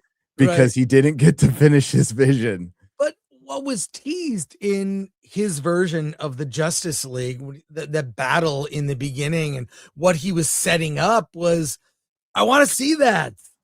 It looked amazing. His approach, I don't argue with. Like, he's like, I'm telling a story that's got an ending. All right. Yeah. So this isn't going to be, which if you're going to go that route, and he's basically, this is a modern mythological tale. Like, and I'm like, okay, like you present it to me like that. That's pretty cool. I don't mind that. But ending with, what was it? Batman dying. Yeah. And then Superman taking care of his kid. Yeah. That he has with Lois Lane. That's correct. That was supposed to be like, no. I mean, I want to, it'd be interesting as an Elseworlds thing, like tell that story, fine. Then make other movies, do another take on it. I mean, James Gunn's gone the route of like, just make it dumb and for kids, but with, I'm going to have, juvenile potty humor as part of my universe. I don't like that. I really think the superhero movies might have peaked with 2008 and The Dark Knight. Like, oh, you mean a superhero movie can be this? It can be serious. We got some good ones after that, but I think but overall peak in general, sure. But and then we had some holdovers. Like let's see, I think the Lanterns thing would have been better with Green Arrow, because there was that. Was that series from the 70s or like from the 70s? It's Denny O'Neil, and there was even Neil Adams. I forget the sort of kid version was on like heroin or something. It's like a really big anti-drug message in one of those comics. Yeah, Speedy. That was it. Speedy. Harry Osborn. Harry Osborn and Speedy right around the same time got involved in drugs, and it led to Arsenal, and Arsenal like was fucking cool. By the way, I think the whole concept of Arsenal was really cool. Beat the Justice League, man. But yeah, I mean the panel that everybody throws around, the dynamics of Green Arrow, Green Lantern, we're supposed to be Green Lantern is the conservative, Green Arrow is the liberal, and they're always fighting. But at the end, they're ultimately, fighting for justice and truth. And sometimes they come together, but then there's the famous one where Neil Adams, bless his heart, one of the greatest artists ever, drew a black guy that I don't think was the most complimentary, we'll say. But in that panel that everybody's thrown around, it's like, you fight for the purple skins and the yellow skins, but you don't fight for the black skins. And do you have an explanation for that? And Green Lantern's like, no. And dude, I mean, people, I'm not like, this is a meme that's been around forever. It's Green Lantern should have response should have been, I was busy saving the entire planet. You're welcome. Shut up. Yeah. He's not a street level, hero. Yeah, it doesn't. I think it's really dated stuff. I know it's one of the considered the seminal run with those two, but how more little bit dated. interesting would that as a series be of like a slightly more conservative, more liberal hero, and they get along? Is that a better message well, I mean, than showing how they can get along with different philosophies? I'd rather see that being on the nose politically than the middle America is evil yet again. exactly. That's boring. Chris, it would be a great dynamic. I'm even fine with it between Jon Stewart and Hal Jordan. I am. That can work if you were balanced about it. But I feel like if you had nuanced arguments about it, right? If you went to other places, like if we didn't just go to middle America with a bunch of racist Trump supporters, which is like, of course. Well, hey, go to Hunters Point, go to Richmond, California, deal with shit there. Go to downtown LA and look at the tent cities. What are you doing, superheroes? I mean, the left is deserving and of much needed criticism that's from the mainstream. I mean, Gavin Newsom is so treated. I don't want to bring it back to Gavin because you just did. But like I can't believe he's the number one. No, are you going to have the state? Of course, Chris, we can believe it. Half the country is just going to vote for something based on their feelings, which I think we should go back to only landowners should be able to vote. Yeah, I don't know, dude. Landowners and people who pay taxes, people who actually pay taxes. No, like if we had a scene where Jon Stewart is going to Richmond and he's chewing out like race grifters in his own community, that's balance. You think we'll ever see a scene like that in any TV show ever? Like there's some stand-in for the late Jesse Jackson, or think of it, Reverend Al Sharpton, one of the race grifters out there, that fucking doctor I talked to on Piers Morgan, and him shouting her down, going, "You're the one setting us back. You're the one who wants to keep this going. You're the one who sees, something around every corner." You're like, we'll never see something like that. Yeah. That would be balance. Yeah, I'm bringing up Bay Area places, Shaq, because I lived there for a little while. And Oakland gets a lot of shit, deservedly so. I don't know if you've ever been to Richmond, California, Chris. No, I haven't. There's no reason for you to go unless you're going to buy crack. Yeah, it's going to leave that. It is rough. Yeah, they were going to build a BART train from Marin to Richmond. Mm-hmm. Would have made a lot of sense, right? Because then BART would actually, would circle the Bay Area. Because BART only goes to, it circles the Bay Area, but it stops at Marin for some reason. And you know who stopped it? All the woke white people in Marin. We're like, oh no. We can't have all these black people in Marin. I mean, we support you in every way, but not in my backyard, It's the way they are. Die-in-the-wool liberals voted down the BART train from Richmond to Marin. Wonder why. I wonder why. So with lanterns. Oh God. All I saw was Damon Lindelof. That's all I needed to see to go. Not even Tom King. Damon Lindelof. What do we got here? X-Ray Girl. Breaking news. Kate Winslet has been cast in The Lord of the Rings Hunt for Gollum. It just says female lead role. We don't know what role as of yet. She's playing Aragorn. That makes sense. Yeah. Oh. So, yeah. I just keep wanting this thing to get canceled. It's a fucking terrible idea. Yeah, it's awful. Of course I'm going to see it, but it's a fucking terrible idea. It is a side quest that they're making into multiple movies that's supposed to fit into the Lord of the Rings trilogy, like Peter Jackson's Lord of the Rings. This is the worst idea ever. This is just done. I can't. Prequels are overdone, and people don't. It's not even a prequel. It's a Midquel. sidequel, midquel, Interquel. interquel, or intraquel. It's a DLC for Lord of the Rings. Yeah, it is. It is. It is. They should just make that Gollum game The Hunt for Gollum. That'd be great. Lord of the Ring, Gollum. Let's fucking go. Yeah, I hate everything about this. I do.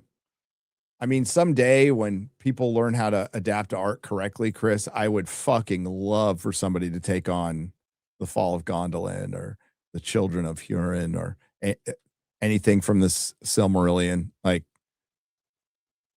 it'd be brilliant. But today is not that day. Today is not that day. Yeah, I wish I could have talked more about One Piece, guys, but once I'm done, probably by FNT, we'll talk about it.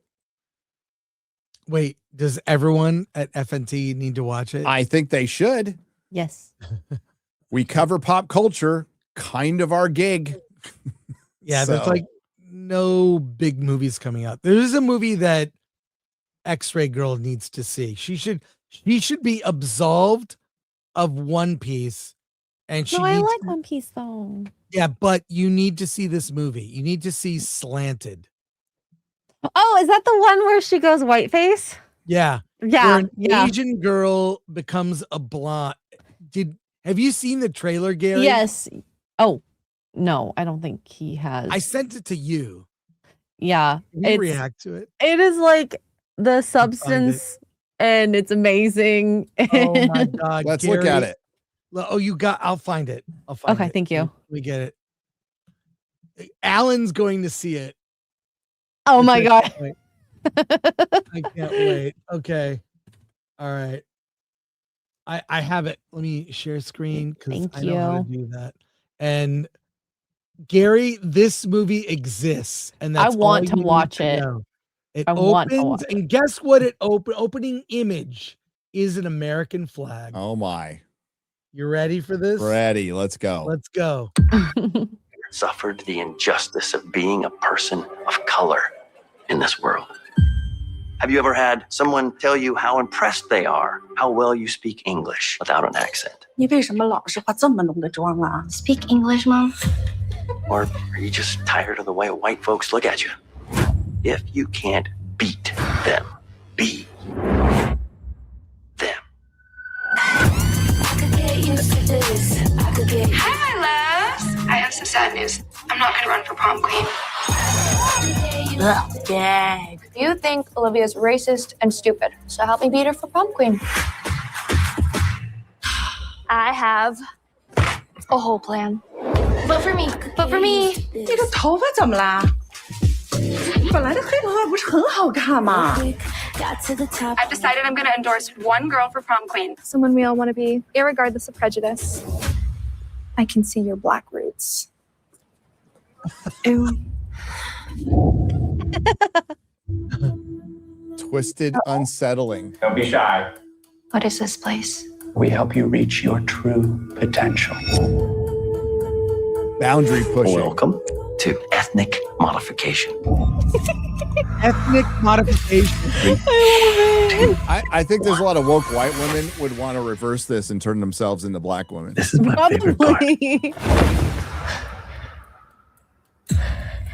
How are you feeling? It's good to be white. Hey, new girl. Hey, come sit. 你为什么要这么做？ I just gave myself an upgrade. Finally be treated the same as everybody else. Look what you've done to yourself. What happened? Hey, I'm busy. For a new plant to grow, the seed has to die. This is a common side effect. This is a common side effect. This is a common side effect. Joe, how wonderful is it to be white? Do yourself a Literally, favor. Get tickets to a silly. Michael Bublé concert. That experience as a white person will change your life. Wow. It opens that. Wait, is there more? I think there might be more. Let's see. No, that's it. No. Okay. But Gary, that opens this week. Alan's going to see it. We're reviewing it on Holy Friday. shit. It's You guys- literally and- so silly. I It love opens it. this weekend. That's this weekend. You need to have everyone go see it. I have a question. Let's hear it. How are white people treated in India and in China? I'm curious. Oh, The woman who directed this movie, by the way, is if she's what's her name? I think it's Wang. I'm gonna look it up. But this movie was at South by Southwest. It's coming out. Amy Wang. Amy Wang. So yeah, it's billed as a satire, like The Substance, in a way. So it's more of a comedy than horror. Sure. But I don't know. Like, I think the premise is kind of off. You think so? A little bit, yeah. I think at least someone from FNT needs to see it and give a report. It's not in my X-Ray Girl. theaters. It's not in theaters near Because you. Asian women are treated so poorly in this country. Yeah. Are they? they? Are they? Yeah. Well, Give me a fucking break. God. As long as it stays in satire, I think it'd be fun. yeah, It could Chris- be as with all things, if they leaned into it and were self-deprecating and looked at both sides of it. But yeah, you're trying to tell me you're some kind of a victim as an Asian woman in this country. Please. Yeah. Please. White people. Oh, I don't have my sound effect. White I need to put it people. back in. Well, because my White board people. got cleared. Yes. You can do it live. Yeah, I'm kind of like I don't know what to think about this movie other than it's absolute cringe, but maybe But it Amy could be- Wang takes a very balanced look at it, and it's a look at all of race relations and from all sides. Or At the Yeah. very least, can you guys react to the trailer on FNT? sure, Does the chat want that? If we have time. Anyway, I just maybe. think the FNT just watch. You don't need to see the movie. At least watch the trailer.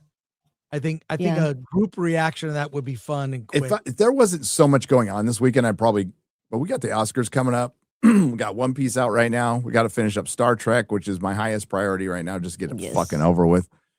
yeah. Then we got MegaCon the following week. Then Project Hail Marys on Monday. Yeah. Is everyone We got a going? lot going on. Everyone going to see it, right? From the Yes. FNT crew? Yes. Yeah. Yes. Should be an interesting conversation because some have read the book and some have not. I'm curious the perspective from people who have not read Yeah. the book. And because I've seen it, they go through stuff quickly. What So- was your opinion on the movie? Just thumbs up, thumbs I down. really loved it. Thumbs up. Okay. Thumbs up. It's the book. It's the book, but it's a Cliff Notes version. If you know the book. Yeah. There's a Did you watch it in IMAX? there's an I saw it in unreliable IMAX, yeah. narrator in the book. I mean, I think I could say this about the book. The book Yeah. opens up with a guy waking up on a spaceship with no memory. Yeah. That's pretty much it. And he has to work his way through getting his memory back, find out what the hell's going on, What his And name is it like at the figured beginning, out what his what name is. Yeah. Yeah. And he gets fleeting memories and he kind of goes back as he's trying to figure. I mean, it's The Martian. It's like, it's a problem with a guy who has to science his way out of it. But it's also a story of friendship in space. You know, and I think that's what's appealing about One Piece, right? It's a story of friendship. You know, it's a pretty simple story.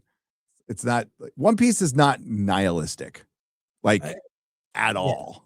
So I think that's the one thing people that really, people are fucking sick of nihilism. And Yes. nihilism is dude, it was overdone 10 years ago, bro. It Yeah. was. And there was a time when it was fine because it worked, because it was doing something different, right? But now it's been so overdone that, yeah. And there's still a lot of people, a lot of cinephiles out there who see something that's about friendship or positive as something for simpletons, or it's not sophisticated. And I would argue making something aspirational and inspirational is far more sophisticated and much harder to do. It is easy for George to subvert Tolkien's tropes that he calls tropes, but George could not build those tropes, which aren't tropes, but I'm just using that word. So, one can exist without the other, and the other one can exist without the other. So you need to, like, an inspirational, aspirational, listen, I like horror movies too. And, it doesn't need to be all goody two shoes, but we haven't had that for so long that people are starved for it. Right. That's why Night of the Seven Kingdoms got the response it did. Not that it's the greatest thing ever made. Not that it was, it wasn't reinventing the wheel. It was putting it back together. A broken wheel, to use a term from Game of Thrones. Related to what you just said, there's an organization giving away $2 million. You create a trailer that presents a hopeful vision of the future. And this guy, Peter Diamandis, MD, lays this out in a video, and he wants to see hopeful visions of the future. $3.5 million in prize funding for humanity needs hope. It's time to lean into our greatest superpower. And the grand prize is $3.5 million. But you have to make a trailer. You can use any tools, live action, animation. What is your modern day version of Star Trek? Because modern Star Trek doesn't do this. So I'm going to talk about it today on Hollywood on the Rocks, but this is really, like, exciting.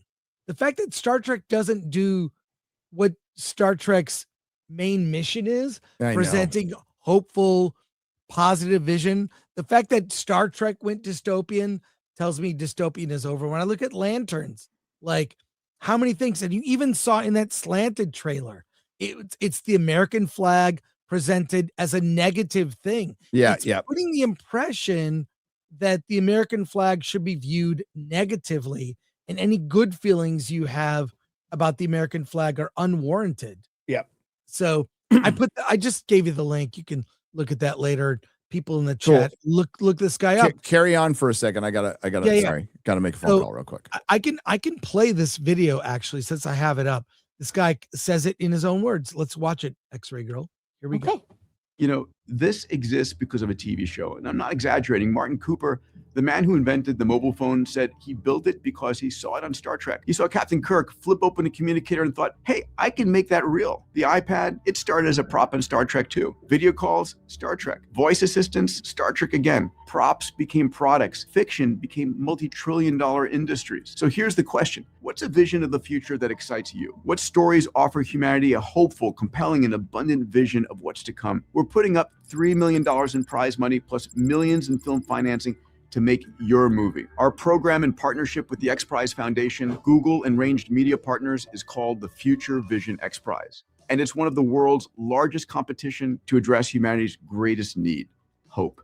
Create a trailer or short film, 3 minutes or less. Show us and the world your vision of the future. That vision could become the next blueprint for all of humanity. Find out more and register at futurevisionxprize.com. This exists because of a TV show. I mean, first of all, he is right.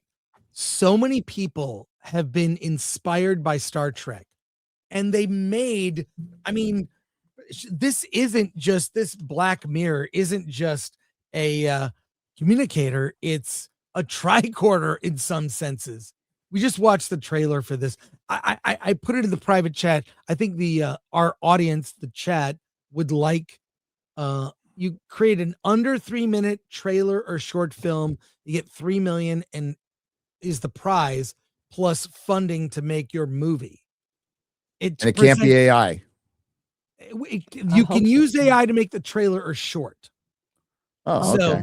So I put the link. You can look at it later, Gary. Just something cool. for the audience. We keep saying make new stuff. This is make new stuff. And it's, to me, this video we just watched is a reaction how bad Trek is. Oh, absolutely. Oh, well, dude, bring up Alex Kurtzman's speech, X-Ray Girl, which is going to be the intro to my next video with some added flair, we'll just say. But this is doesn't this come off as defensive to you a little bit? Did you see the still? Okay.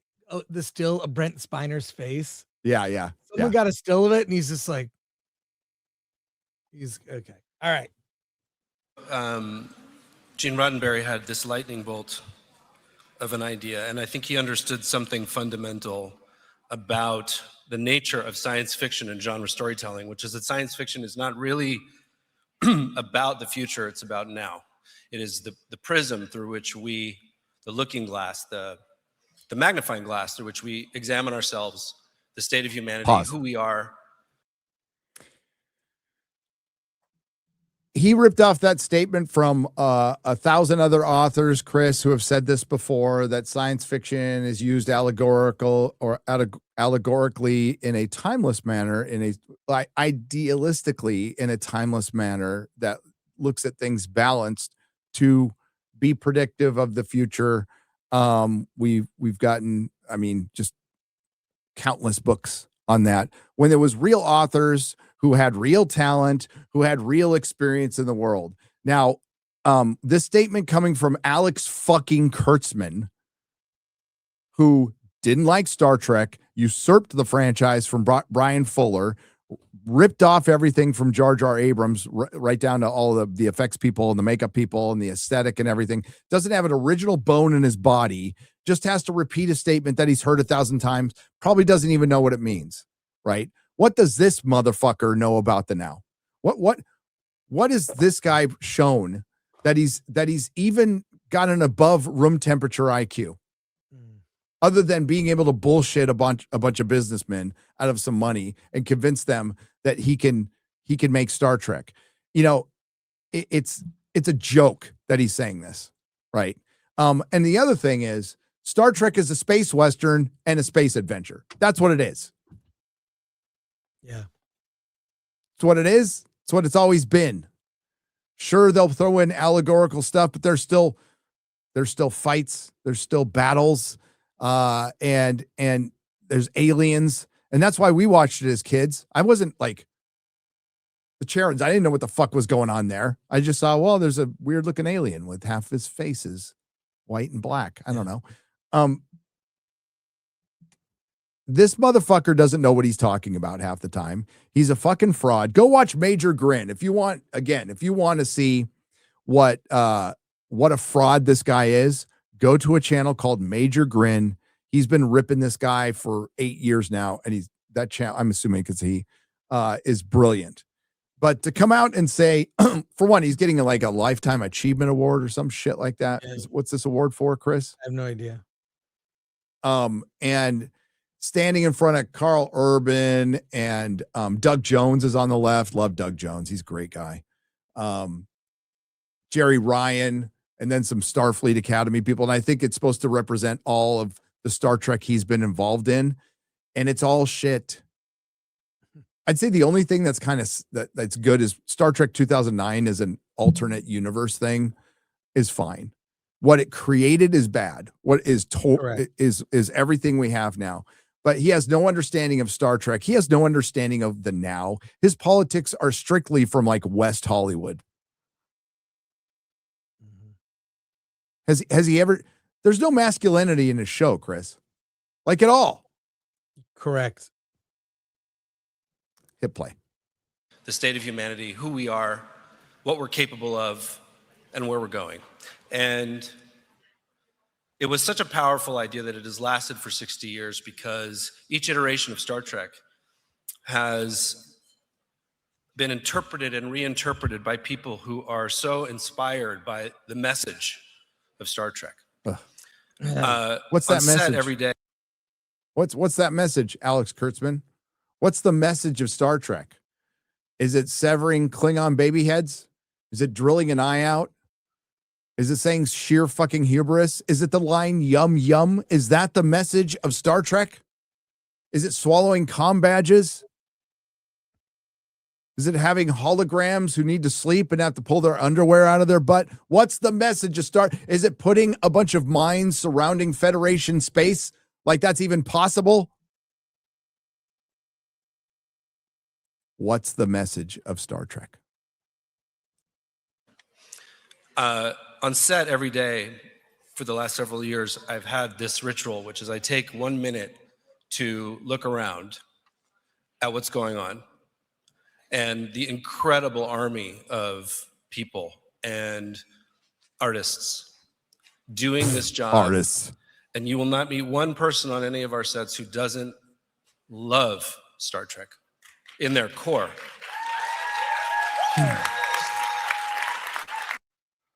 There you go. So convincing. I think Slanted could be better than Star Trek. It might be. Modern Trek. Starfleet Academy, I think it will be. I think Slanted will be very good. I think it will be. There's some stuff I've been saving for the last video. You're going all out. You're doing the 2 episodes in one video. I can't wait. Great. Having a bunch of like space mines, like mines, you know, the kinds that blow up. Oh yeah, that's such a dumb idea. Surrounding Federation space. Yeah. It's so dumb. And it's like a terrorist who's doing this. It's Paul Giamatti. Is so stupid. It's incomprehensible. It's incomprehensible. Like how stupid this is. When I saw it, I'm like, what? How? And they built the wall, right? And build that wall. But yes, it somehow surrounds all of Federation space, which is a quadrant. So how many mines would you need? Trillions? How long would it take? How long would it take to place? make? Where did you find the labor to make this? Where did you find the funds to make this? If you're a terrorist.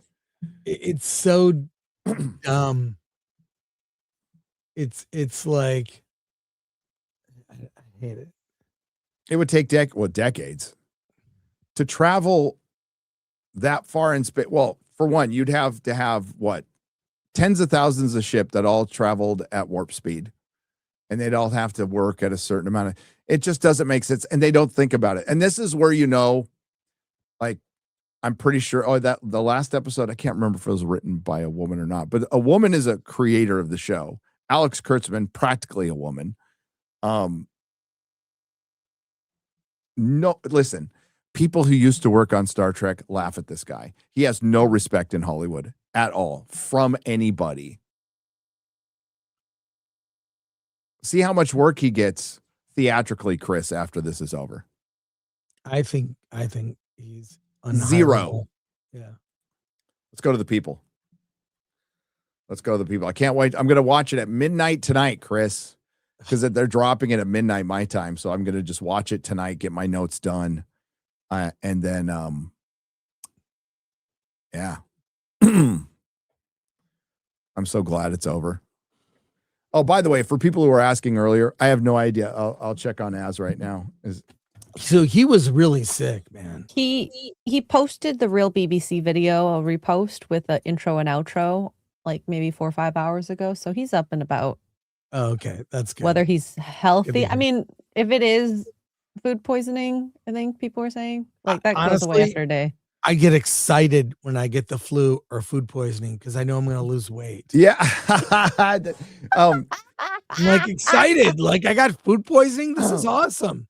I'm going to drop 10 pounds. One of Melissa's clients went in the salon one time and just said, I feel wonderful, darling. I just had the most wonderful stomach flu Yeah. and I lost 10 pounds. Yeah. And Yeah, there were 'cause people yeah. there were people who had COVID who lost their taste, so they just started eating really healthy foods because they couldn't tell Yep. the difference between anything. awesome. Lost so much weight on it. Oh, yeah, I do want to talk about it. I wrote a wall of text yesterday, but I'll just say it here. Hang on. But what? I kept it in draft. Anniversary of COVID. Oh yeah, it's been 6 years. Anniversary of COVID. I'll just read it to you. I wrote a wall of text and went, nah, never mind. I do that all the time. So, from Popbase, I'll just read it to you. 6 years ago today, COVID-19 was officially declared a global pandemic. My response is a totalitarian governmental assault that the no king's twats laid down for and threw on their masks. It led to the greatest transfer of wealth in human history. It turned our neighbors into snitches. It ruined careers, destroyed tens of thousands of businesses, fucked up a generation of kids whose teachers were more worried about themselves than the kids. It directly led to an uncountable number of deaths because people could not visit their doctors for other things like heart-related diseases, just to name one. The worst bit, it conned a lot of people into taking an experimental shot that may shorten their life or kill you any minute. The good that came out of this, I guess, we don't trust science anymore. We don't trust the government anymore. We don't trust the media anymore. And some people still have masks on to this very minute. They are broken. All for a fucking cold. The conspiracy theorists turned out to be prophets. The government over response to COVID did wake a lot of people up. Unfortunately, half the country would fall for this shit again any minute if they did it today. Mm. And people say get over it. It's history is not going to look back on that with kindness, with what happened for that time. And I bring up the heart-related disease because my wife's dad would still be with us today if he could regularly go see his doctor during COVID because he had stints. Yeah. A lot of people are like died that. on the side of a fucking road. That's sad. I mean, I believe that my stroke was prompted by the jab. That I remember specifically. I was like, you know what? I'm gonna do my duty. I'll do, because that's what the rule is. I'll do it. I begrudgingly, did the mask thing. Although I had a thing that was called fake mask. That Yeah, I learned remember. from a bartender. It was like this fake mask, and you could breathe like nothing was wrong. I wore it at Comic-Con. Anyways, yeah, I got that. I remember having like pain in my heart after the jab, and whatever. I'm accountable. I made that choice. I thought, well, I'm north of a certain age. They if I forced was, a lot of people to do it. They did. yeah, And if you didn't, you were a pariah. You had the scarlet letter. right. And You do I regret it? Yeah, I do. I would not have knowing what I know now, would never have gotten it. I know a lot of people who did not get it. And yeah, a lot of people. I think if you're a kid or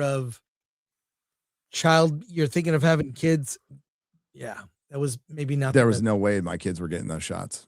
Yeah. No fucking way. Yeah. So yeah, 6 years. Ugh. Do they even know the damage they've done? And Gavin Newsom California was the most lockdown state. The most followed. And then there was like a 2-week window where he said, hey, you can go out, no more masks, all that. Then he reversed it. He was awful. His response to the pandemic. But the great thing was there are pockets of California that are, it's really only 2 cities, as you say, maybe a third, San Diego. But there were just like Pasadena was like, we got our own health department. We'll make our own decisions. And because there are a lot of small businesses here, they altered the bargain, let's say.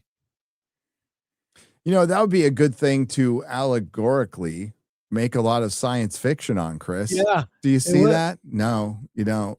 Yeah, I'm listening to There's a new version of Orwell's 1984, an Audible version, and why am I spacing on his name? This is a boomer moment. The guy played Spider-Man, an Amazing Spider-Man, Andrew Garfield. He narrates the book, and it's great. And I've read the book back in the day, but I was like, well, I got some credits on Audible. I'll get this. Andrew Garfield reads a dramatic, you know how they're like doing, like you're talking about the Harry Potter. There are other books going through this. They add a little augmented music, not a score, but like just tone, and they kind of fill it out with like some ambient sound, and he's reading the book, telling the story, and it's I think they'll start. chilling. I think the full cast drama thing is probably going to pick up. I mean, they did it with Sandman. I'm kind of re-listening to Sandman and reminding myself how bad Neil Gaiman's fucking dialogue is. It's fucking terrible. That's funny. It's really bad. I mean, I know, like, I've never liked the story very much, but I'll give it a shot because it's got the cast for the Audible Sandman series is better than the TV show. Like, really, Taron Egerton is Constantine, and James McAvoy is Morpheus, is Sandman, is Dream. But it's still, the Harry Potter books are fucking awesome. Yeah, They're I'm great. tempted. You're really immersed in it. I thought it was just going to be cast, but with the sounds and the dramatizations, you take your mind anywhere. It's like the Star Wars radio dramas. You know, they kind of expand the on ones movies. that I had those on CD. Yeah, that USC did. Well, remember, those are brilliant. And those are the reason I discovered Hitchhiker, because they would play them on NPR back in the day, KPBS radio in San Diego. So while I was waiting for Star Wars to come on, there'd be this weird British thing that was on before. And I started listening to it a little bit, and I'm like loving it. And it was Hitchhiker. But yeah, remember, they only did Star Wars and Empire. So they didn't do Jedi until way later. But they're great. And they do the novelization. So there's a bunch added in, right? But the voices are great. And how far am I into Harry Potter? I'm at the hearing right now. So Harry's about to go to his hearing. It just came out, right? Came out on the same day as One Piece. So, like I said, so much fucking shit. That's, how is right now Black Snape in the book? Does he have a it's Ebonics Pakistani or Indian Snape, or maybe Muslim Snape? I'm not sure. It's Riz Ahmed. Riz Ahmed. I actually like Riz Ahmed. He's better as the voice of Snape than Papa Asiato will be, for sure. Wow. For sure. But Sirius Black is white. He's still white, but he's voiced by a black guy and you could tell. There's a scene in this book where he's Sirius's face goes pale. But the actor is black. Okay, that's funny. He's Pakistani, chat. Okay, thank you. But yeah, I mean, the only issue I have is Madame Pomfrey's a dude. Yes. And you can totally tell. Yes. You can totally tell. But it's pretty good. It's pretty good. And we're at my favorite books. So, all right, let's go to the people. Chris, Piplup is a new member. Welcome. Royal Blue Jay is a new member. Welcome. Eric K. Mod for $5. There is nothing wrong with your television set. Do not attempt to adjust the picture. We are controlling the transmission. Outer limits. Yeah. R.I.P. Steve Hibbert, writer, educator, actor, and father, more than just the Gimp, which, speaking of, did you all see Quentin Tarantino's response to Rosanna Arquette? I did. I did too. Where he kindly told her, he basically said, well, you didn't have a problem being in the movie and taking the paycheck until now. Yeah. Yeah, that is really, that's lame. Woke white women. Thank you, Maddie. Nick, it's been a member for 27 months. Hell yeah. Says, oh yeah, I forgot you're on an hour early. Are you in the UK? Oh, the UK probably, Yeah. or Australia. Oh yeah. You guys haven't caught up yet. Smell my something. I can't pronounce that. For 20 Swedish krona. Choose one. The One Ring or a functional lightsaber. A functional lightsaber, because the One Ring like makes you into a Dark Lord. I don't want to be a Dark Lord. Lightsaber here too. Yeah. Meat Slave for $2.79 Canadian. Gary, what is your favorite artsy fartsy movie?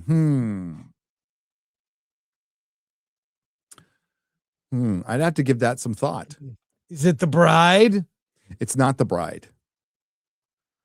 Artsy fartsy movie, like straight up pretentious art film. All right, I'm gonna get coffee if that's Go cool. get coffee. All right, I'll be right back.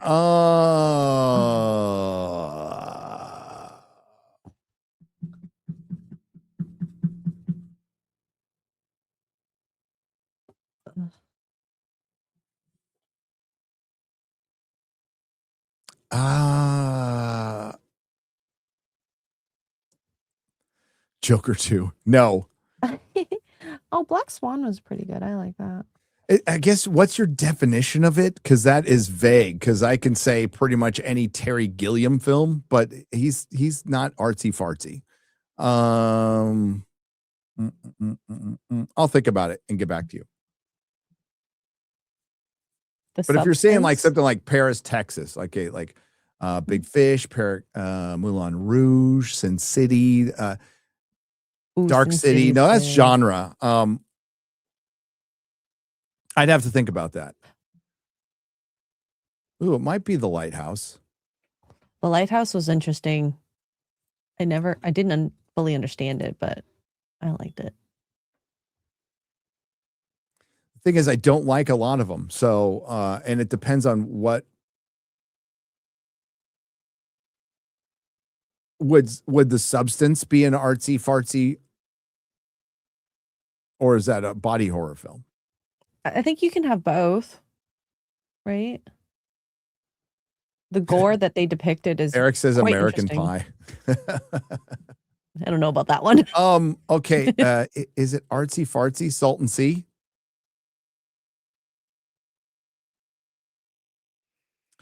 The Life Aquatic?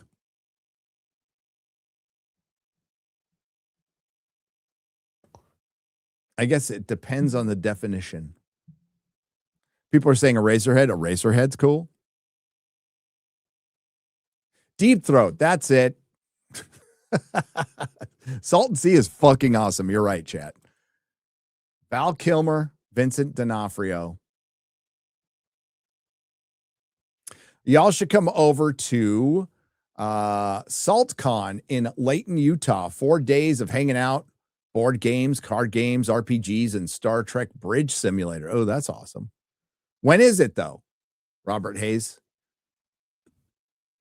The only traveling, well, I'm going to Vegas. Well, what? Florida, Vegas, Japan. Japan. Yeah, this year. Finished the mystery night, and I could see why it's your favorite. I really enjoyed it, and because of that, I went searching for the graphic novel, and every place is sold out without a republished date. What the fuck? It's stupid. Whoever owns the rights to the comic rights, and it's different between Sworn Sword, Hedge Knight, and Mystery Night. But yeah, you have to pay like $150 for the hardcover. I have an extra one. Maybe we should give one away on Swag Sunday. Mystery Night. I love the Mystery Night. I think if people can get through, I think if normies who don't read the books, who aren't in this, can get through Sworn Sword, because it's going to be a very different story. Mystery Night is great.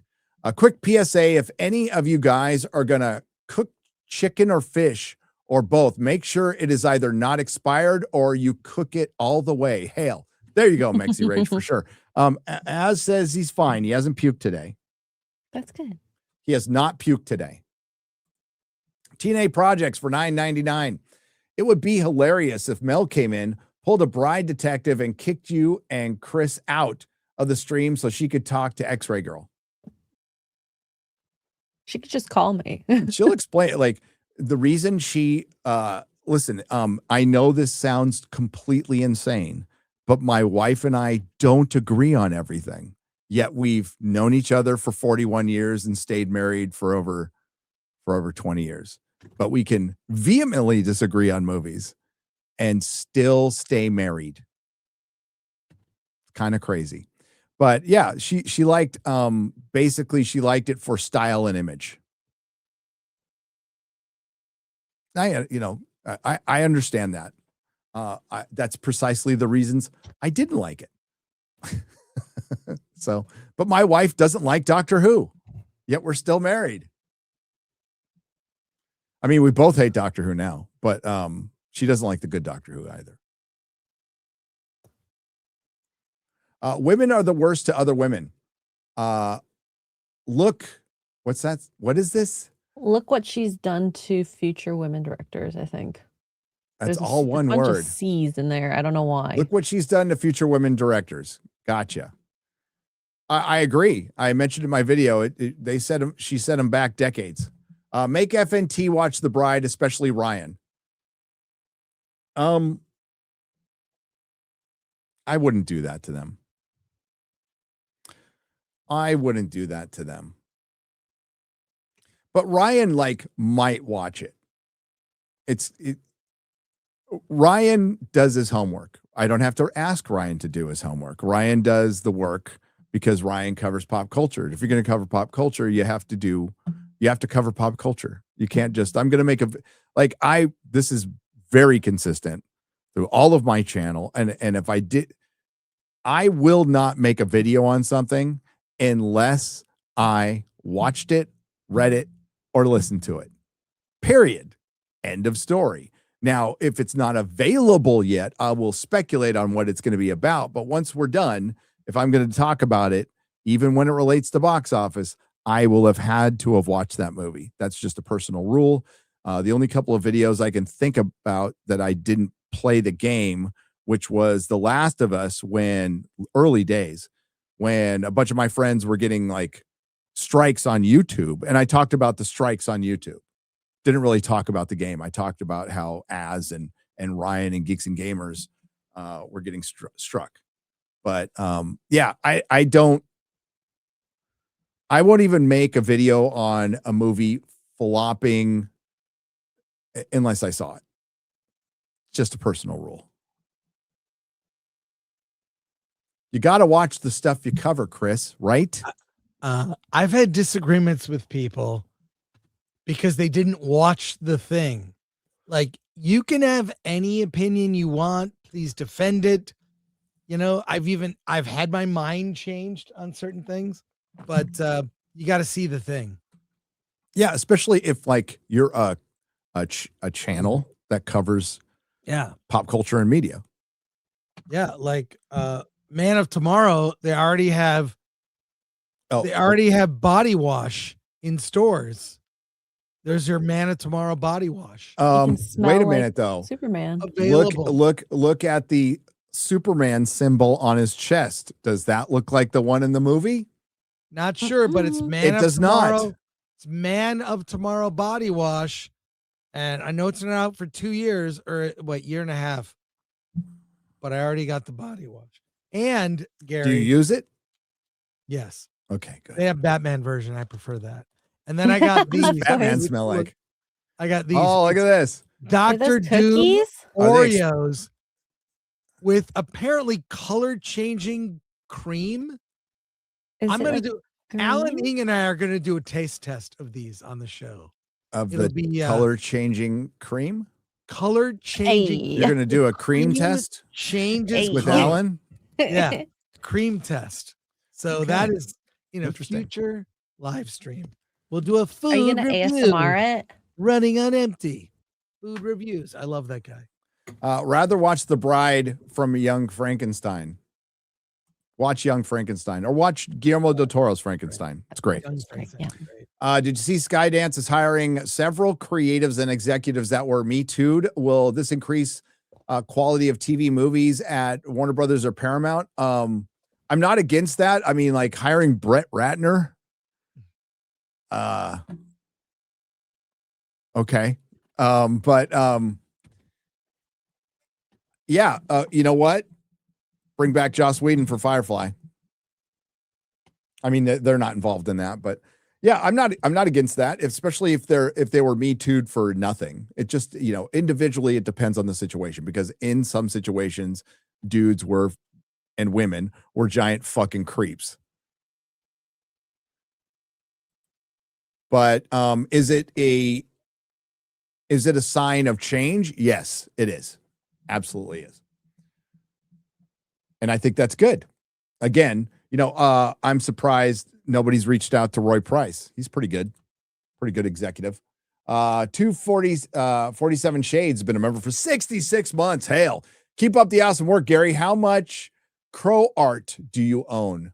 I own, from the Crow, like original art from the comics? None. 0. I have a sketch from James O'Barr on a cover. That's about it. But none.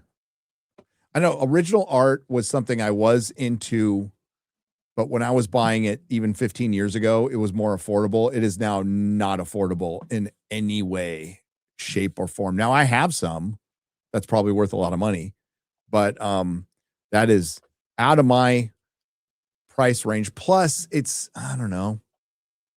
I guess I could display it. I was thinking about now that I've done the room tour, throwing some comics back there and maybe some original art. But yeah, that's pricey. It's a good investment, but Jesus, Chris, it went from pages going from, and it depends on the artist, obviously. But if you wanted to get like a John Byrne Fantastic Four page 20 years ago, you can get it for a couple $3,000. Now it's like 30. It's like 30 grand. Yeah, it's like ridiculous. Damn. Depending on the page and the character and everything else like that. But like the shit you would want, like, I had a Frank Miller spread page of amazing of Marvel Team Up 100 that was hand colored. So it's a spread page of Spider-Man beating the Fantastic Four. People will remember it in my store. Yeah, that's gone. Wow. That hurts. Bale wasn't wasted in this. Guarantee he was all in for it. His comments on how he played Moses as proof. He can only play psychos and probably the most overrated current actor. Not sorry, says John Thomas. He could only play psychos. I disagree. I think Christian Bale's a really good actor.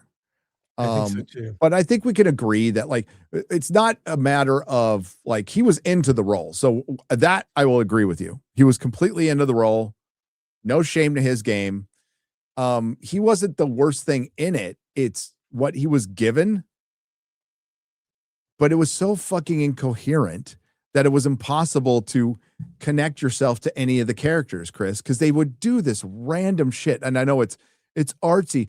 When they threw in the scenes of the women rising up with the brain attack, hashtag brain attack. Right. Like that either should have been a much bigger part of the movie or not in it at all, because they just threw it in randomly and then forgot about it and then brought it back at the credits. So it's like, I kind of forgot this was going on. It should have been just focused on those two going around the country, getting into hijinks. Drop all the feminist shit. Did you see the footage? If a dude directed it, it would have been more focused. Did you see the footage of Christian Bale signing autographs? And the guy says, I don't care what people say. I don't care what you were good in the movie. And he says, what are people saying? They're saying it's not very good. It was Thor: Love and Thunder. It was Oh, he was that talking about Solo? Gore the God Butcher. Oh, he was? Okay. So, yeah. Completely wasted fucking a great villain that was completely wasted by Taika Waititi. But yeah, John, thank you. Thank you for the $10. Your opinion is absolutely welcome here. And there's a lot of people who probably agree with you on that.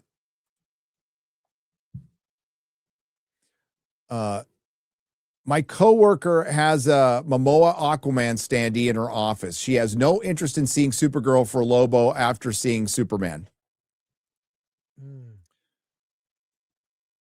Yeah, I just Supergirl is not going to be that appealing of a character, and we also have to remember that she had an entire series.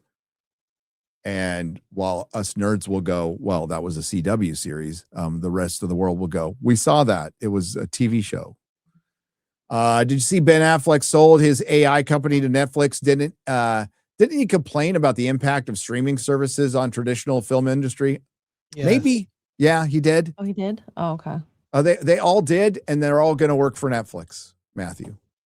Ryan Gosling is killing it with a promotional tour on Project Hail Mary. He just watched the Lego ad with him promoting the Lego set, and it is how it should be done. Yeah, this is how things should be done. I haven't seen that. I saw him on Jeopardy. It was really dumb, but funny. And then he was on SNL this weekend, and he's normally very good. He sucked. There wasn't one funny sketch. It was bad. Really? Yeah, I watched the whole surprising. thing. I mean, I fast forwarded through it, but I watched the whole thing. It was not good. And he has done. You ever seen that ad? We can't watch it. You'll get struck. The woke jeans. My jeans are woke. It's from 2017. Oh yeah, I remember that. Oh, that ad is so good. I remember that. Fake ad. Oh my God, it's so good. Bubba Doom for 20 says yesterday's episode of Real BBC was just as suspenseful as the season 4 finale of Fargate when the space teamsters, as they all do, invaded the intergalactic home of wayward boys. 4 stars. Yeah, yesterday was fun. There's a space teamsters episode of Babylon 5. Where's part 1? You already read part 1. Oh, okay. So part 2. And the prices on eBay for graphic novels are insane. $300. What? They're up to 3 for the book? You'd figured they'd put all 3 back in the print. Yeah, I was discussing this on Twitter with Mike S. Miller, and the rights issues must be screwed up, but it's absolutely fucking retarded. You would have sold out of all 3 of these books or combined them into one graphic novel, and it would have been printing money in a comic store. But now the moment is past. What a bunch of idiots. Big T1519 for $19.99. Does anyone have a comic book recommendation? I asked Gary a while ago twice, but I'm wondering if Chris and X-Ray Girl have any. Also, One Piece season 2 going well so far, but only watched the first 3 episodes so far. So here's to hoping. Comic book recommendation. I buy based on cover. You judge a book by its cover. Look at Totally. That's what the cover is for. Chris? I buy based on what I've heard. Do you have a comic book recommendation, though? Like one you can recommend? Let's see. It's something that is, things that, I mean, obviously The Dark Knight Returns, but that's easy. Or Watchmen, that's easy. But I don't know. I like stuff that's also not always superheroes. Yep. Like Yummy Fur by Chester Brown, who, by the way, I just interviewed on Film Thread. He has a indie movie that he wrote that's out. So Yummy Fur, but maybe that's a little too dark and weird. I'm trying to think. What's that one series that Frank Miller did? Martha Washington? What's that? What was that called? Yeah, that was back in early 90s, late 80s. Yeah, I like that series. It was Ronin by Frank Miller's good. If you're looking just Yeah. for anything, I mean, like that's such a big, like, give me a comic book recommendation. Okay. Alan- Amazing Spider-Man 4, like 50. Alan Moore's Swamp Thing run. Yeah. That was really good. Yeah. Get Kingdom Come or the Marvels. That's pretty much Yeah. the basic bitch answer if you haven't read anything before. If you want fantasy, there's Elric, which is I think it's Titan who does Elric, but the older ones that they're adapting the books with the French artist. It's fucking awesome. It's good stuff. RoboCop is set in future Detroit. It has one black villain, says Indie Shade. Dude, makes you wonder what happened. Any word on Chris Gore Con? The word is we've done research. It's prohibitively expensive. You can't do it. I tried to tell you. Not in California. If we did, it'd have to be something small, and I don't really want it's basically be. You know what it would be? It would be an expanded meetup. I wouldn't want to charge people. Yeah, we just do a meetup Like- where we could probably set up in a place where we can set up tables, maybe.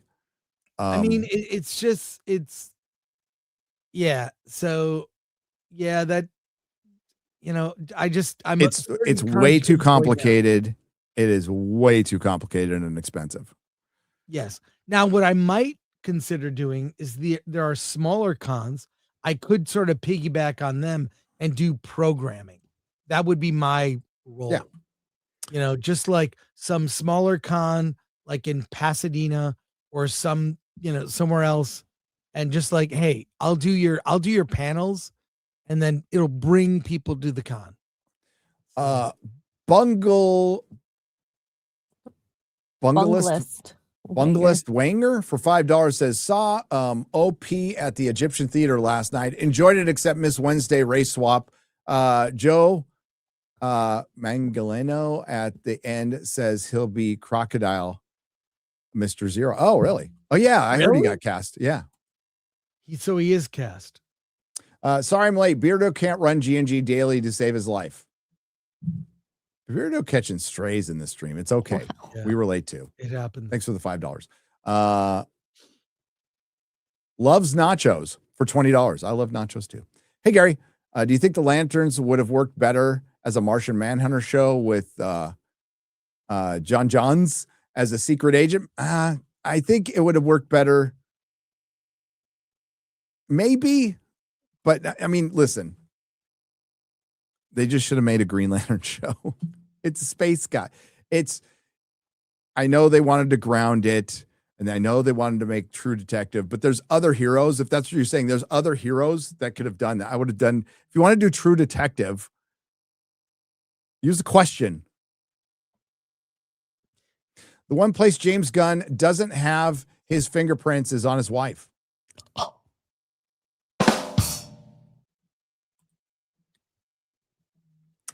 Green Lantern could have been a cool procedural with modest CGI. It should be one guy using his ring to form something different each episode to solve cosmic crimes while concealing it from humans. Yes, that sounds better. Marty Pinkleton, and this is for $9.99. Marvel's aware Doomsday should be all new / unpopular characters killing off in the first act. One survives to find legacy characters. Said heroes slowly appear throughout film until finale. Tony Stark reveal. Yes, if they had killed everybody from phase 4 and 5 in the first act, 10 out of 10. Game On has become a member. Thank you. Sony edited out the Statue of Liberty for China. Hard no. No, they didn't. That's why they didn't. They didn't. Yeah. That's why China wouldn't show it there. They refused to do it. Thank you, John Thomas.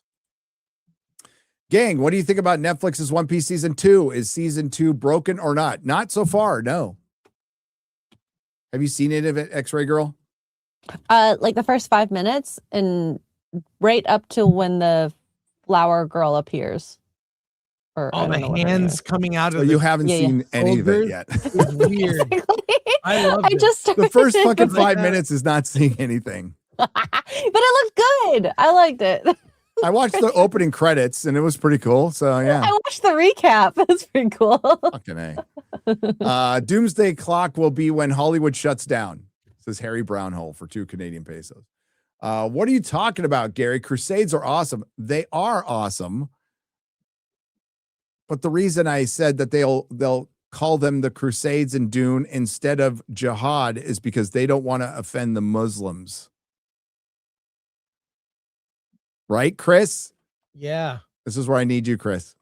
Well, So I the was gonna jihad say- is presented as something negative in the book. Yes or no? It's weird because Paul. Let me try to explain his Yeah, brain. Okay. Are the jihads presented as good or bad in the book? Bad. Okay. But That's why I was joking they would change it to the Crusades because they don't want to be offensive to the Muslims. The Crusades are awesome. yes, but Paul Atreides he's trying to undo his fate. It's like if Anakin Skywalker knew he would become Darth Vader, how does he undo that? I understand destiny? that. I was just wondering if it's presented good or It's bad in the presented book. as a bad thing. That's Paul wants to stop it. So, but everything he does, it's like everything's unfolding. It's out of his control. I mean, the first time a woman was held accountable, she blamed the snake. That happened. Gary, you may remember when all 58 producers of Fargate go up on stage and received an award. Difference, they deserved it. Absolutely. 21 producers of Starfleet Academy, Chris. Well, the other thing that you don't know about is for certain awards organizations, they make money on selling additional trophies. You get one trophy for the award. And then if other people who share in that award want a trophy of their own, they can buy one. Not sure if you knew that, Gary. No, for Saturn Awards, or this is for multiple award shows? For many award shows that I am aware of, I don't think the Oscars, I'm not sure about that, but you can purchase additional awards for your team. Oh, okay. So you're not buying the award getting given You're to not you. buying the award. No, I don't no. mean Okay, in a- no. Yeah. In a nefarious way. I'm saying if you share, if you are a producer, you can just get a one for yourself. So they had to buy 21 Maybe that awards. no, yes. I'm not sure if the show paid for it or individuals did. From Sebastian Howard for $10 says, I wrote a whole review on why I hated No Way Home when it came out on Inside Pulse, but TLDR, the idea that Peter would try to stop the villains from the other universes from dying makes zero sense. This is why I'm thinking the script may not be presenting events the way they will occur on screen. For Doomsday. Okay. Correct. Yeah. That's Peter thinking that villains can be redeemed makes zero sense if it's from another universe. I don't know. I would disagree with that. Peter Parker's a good guy and he believes in redemption, and his villains have been redeemed. Doc Connors. So I mean, if you just mean on a very pragmatic level, why would I care what a dude from another universe lives or dies? That's not Peter at all. Yeah. So respectfully, I would disagree. Just think about it. If he did some depowering them right now before death, they would just die with no powers. Also, Dr. Octopus redeemed himself and saved the city in 2. He did. Yeah, he But did. maybe that's why he thought about redeeming them. Again, there's not a lot there's a bunch of stuff that doesn't make sense about that movie. There is, including how they treated Doctor Strange. Also, if Norman doesn't die in 1, then Harry doesn't become Goblin in 3, and he doesn't save Peter from Venom and Sandman teaming up, meaning Toby Spider-Man would die. But they're different universes. They're supposed to be a reflect. I mean, do we know they definitely play with that, but do we know it's Toby, the Toby we watched? That's true. I'm not a One Piece nerd, but I'm really enjoying it. Love the episode with the whale in it. The fight choreography is great. When does the whale come into it? The whale is in the 2nd episode. Cool. I'm gonna watch it tonight. I'm gonna start Yeah. watching tonight. I just want to Thank be you, able Chronicles. to enjoy it. Yeah. Yeah, for 10 British pounds. That's the problem with live adaptation from anime. The actors age. It's easier to replace a voice actor. The anime has the luxury to stretch out the in-universe time over real-time decades. That's why, I mean, it was a bold choice to take this on, Nordstrom. Something that's 1,000 episodes and multiple mangas, and you're going to have to condense it. How many seasons do you think they get out of this? Realistically. I don't Or know. maybe. There, it needs to be addressed. Like, because there's a meme going around where it's like season 1 and then season 2, the person gets really old. It's like, yeah, it's got to come out yearly. Wow, however you make that work, fewer episodes, maybe whatever. Annual, they drop in a certain like September. Yeah, I think 4. Yeah, 4 seasons Mm-hmm. over what, 10 years. The season finale of the end of One Piece is the worst episode of the show. Just plain CGI slop. Ironically, episode 7 is my favorite. Really? Okay. I haven't gotten that far yet. When did Hollywood start lying about profitability? They always have, Matthew. From the beginning. From the beginning. Like they've always been. Think about it. Why would you go out there and blast out? You have, it's a double-edged sword. It's a great marketing tool, so that's what they use it for. But it's also like the tax man can see all that. So, yeah, it's easier to lie now, especially with streaming. Just much easier to lie. oh yeah, peak superhero movie is Superman 4: Quest for Peace. I'd watch that over James Gunn Superman. This is Kyle. Thanks for becoming a member. We appreciate it. New hunt for Gollum. New boys. Check it out. We did. I don't care about that movie Well, at all. they could do War in the North Part 2 film instead. They'll probably that's all they can do. They can only do side stories. Warner Brothers does not have the rights to anything other than Lord of the Rings. And Amazon only has the rights to the appendices. The rights to the Silmarillion have not been sold for film or television adaptation and remain under the strict control of the Tolkien estate. I don't know. I know Embracer bought the rights that were, I forgot the name now. That was under the here, I'll fact check this. Who owns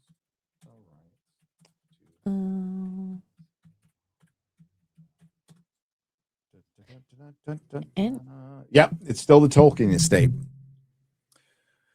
I forgot who. I'm blanking on his name now, but there was a guy, Saul Lance owned it, and then Embracer bought that, but I think it was just like publishing and gaming, and I don't think it was the Silmarillion. So Embracer owns some of it, but not the Silmarillion. Saul Alinsky. Thank you, chat. So the Tolkien estate has it locked down. That's good, except they sold some shit to Amazon and backed up what they did. So Sebastian Howard for $5. There's too many weebs who like Asian girls for this to make any sense. I agree. Yeah, that's like, movie. The premise is false. It's ridiculous. It's a false premise, I think. You think that, but a lot of Korean beauty standards are based on American white women, with like the nose and the bigger eyes and the double eyelid. But who puts those standards on the women? The American white women or the Korean women? The Korean women, of course, but I'm just saying, at least the beauty standards. Yeah. Yeah. But I just don't recall Asian women getting any hate. No. Except for Marvel's Katie. Deserved. Shouldn't it be called Unslanted? Yes, it Oh, That would that's have a been better, better. It that's a would better have been better. title. should. Is Mrs. Nerdrotic going to bleach X-Ray Girl's hair for MegaCon? She actually is. Like What? no, What? no, but not like blonde. I'm just getting news. highlights. I'm getting highlights. It's Okay. technically bleaching.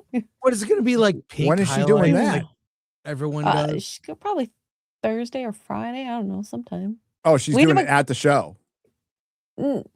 Oh, she's gonna just do it. No, at the rooms. Yeah, we have At a the rooms. girls' Well, hair yes, day. I mean at the rooms, like while we're Yeah, at yeah. the show. No, Not do like it at literally the on show. the floor Do of it the at show. the show. I don't know about that.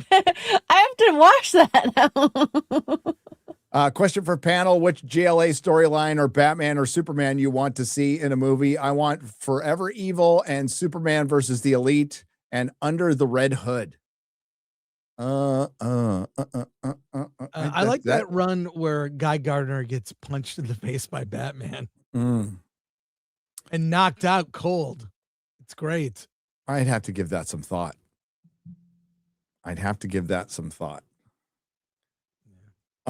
Justice. I would love to see Justice. Alex Ross's Justice. That would be pretty cool. That's just the first thing I can think of off the top of my head. Asian women are rejected. Have you seen X-Ray's DMs? No. Want to see those? No. And I don't want to see them. We need to get X-Ray Girl's hair dyed blonde. Thank God I showed that trailer.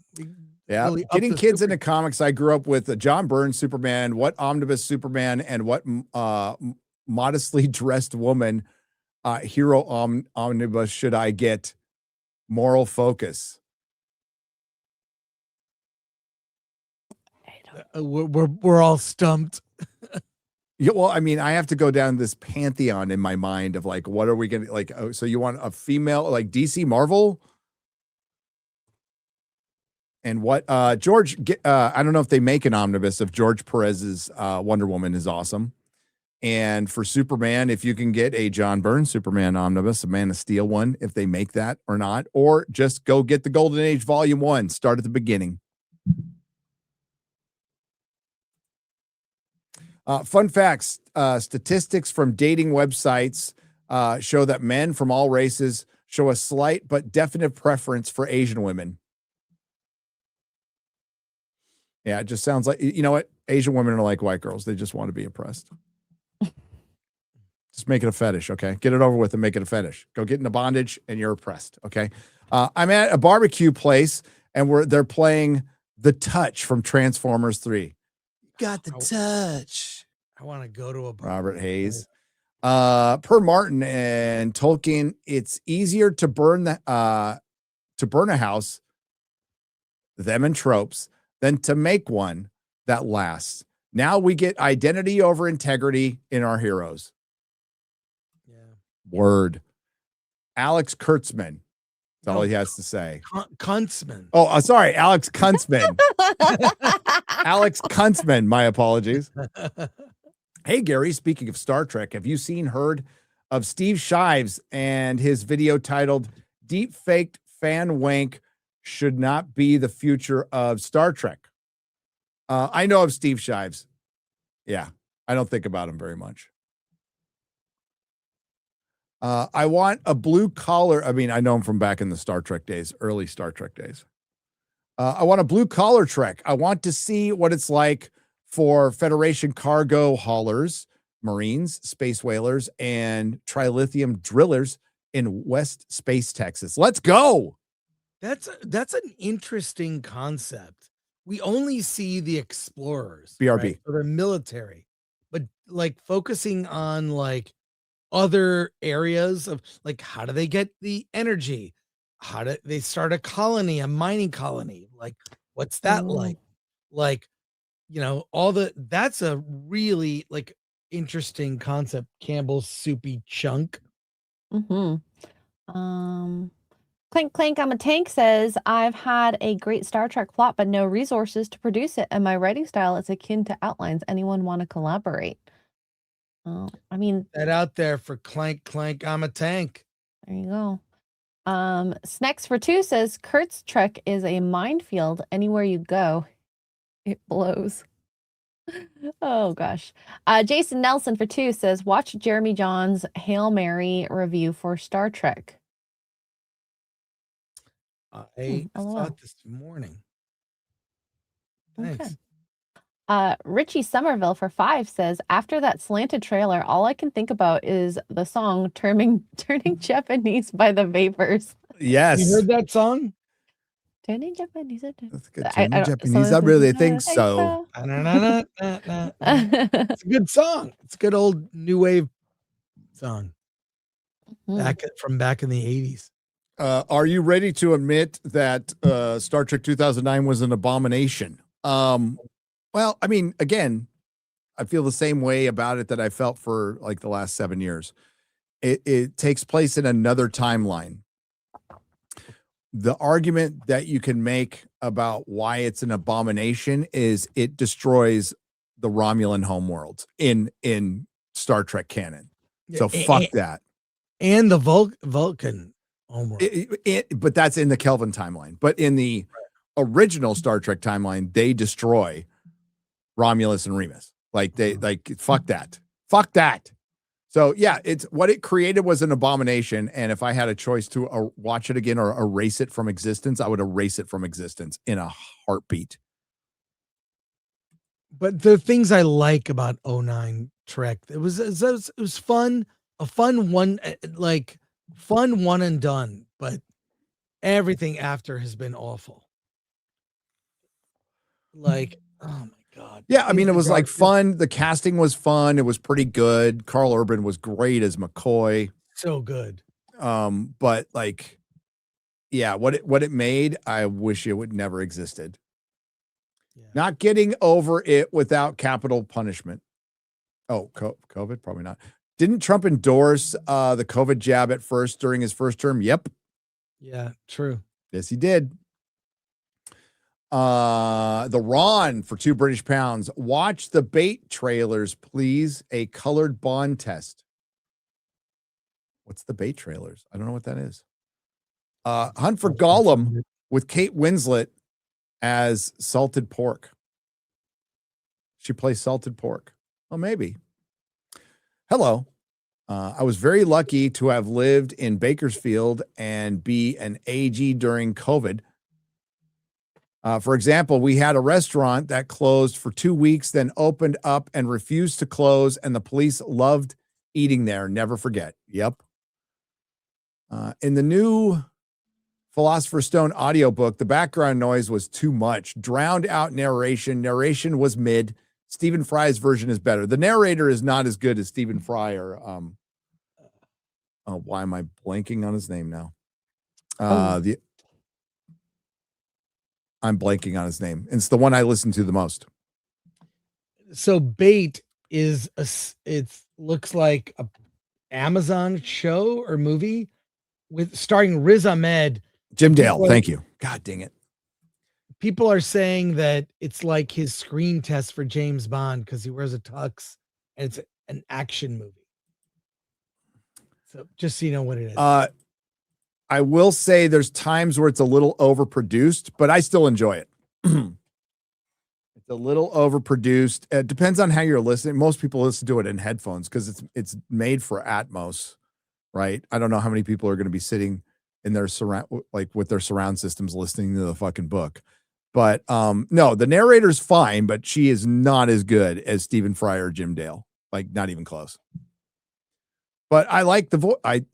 It adds so much more depth to the story. It just does.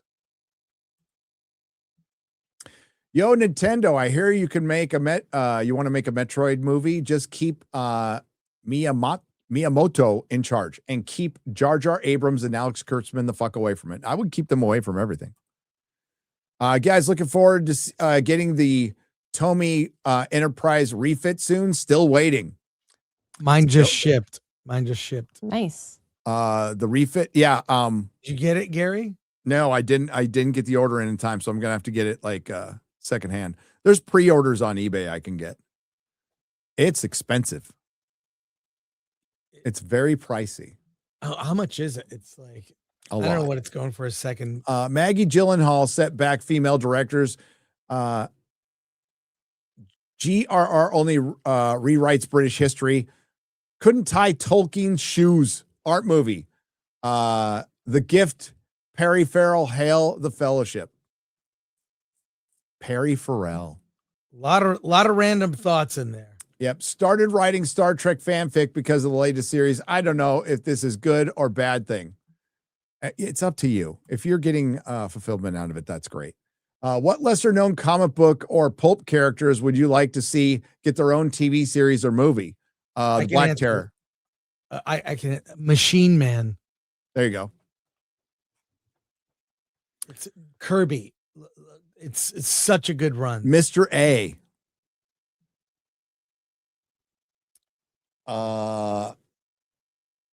Sun Sand Shadowcast has become a new member. Hail. Hey. Chris, it's Give Me Liberty. Give Me Liberty. Oh, thank you. Give Me Liberty. If they want a detective series, here's a suggestion. Batman. I know, right? Yeah. It was reported Sony did for the new Spider-Man. Did what?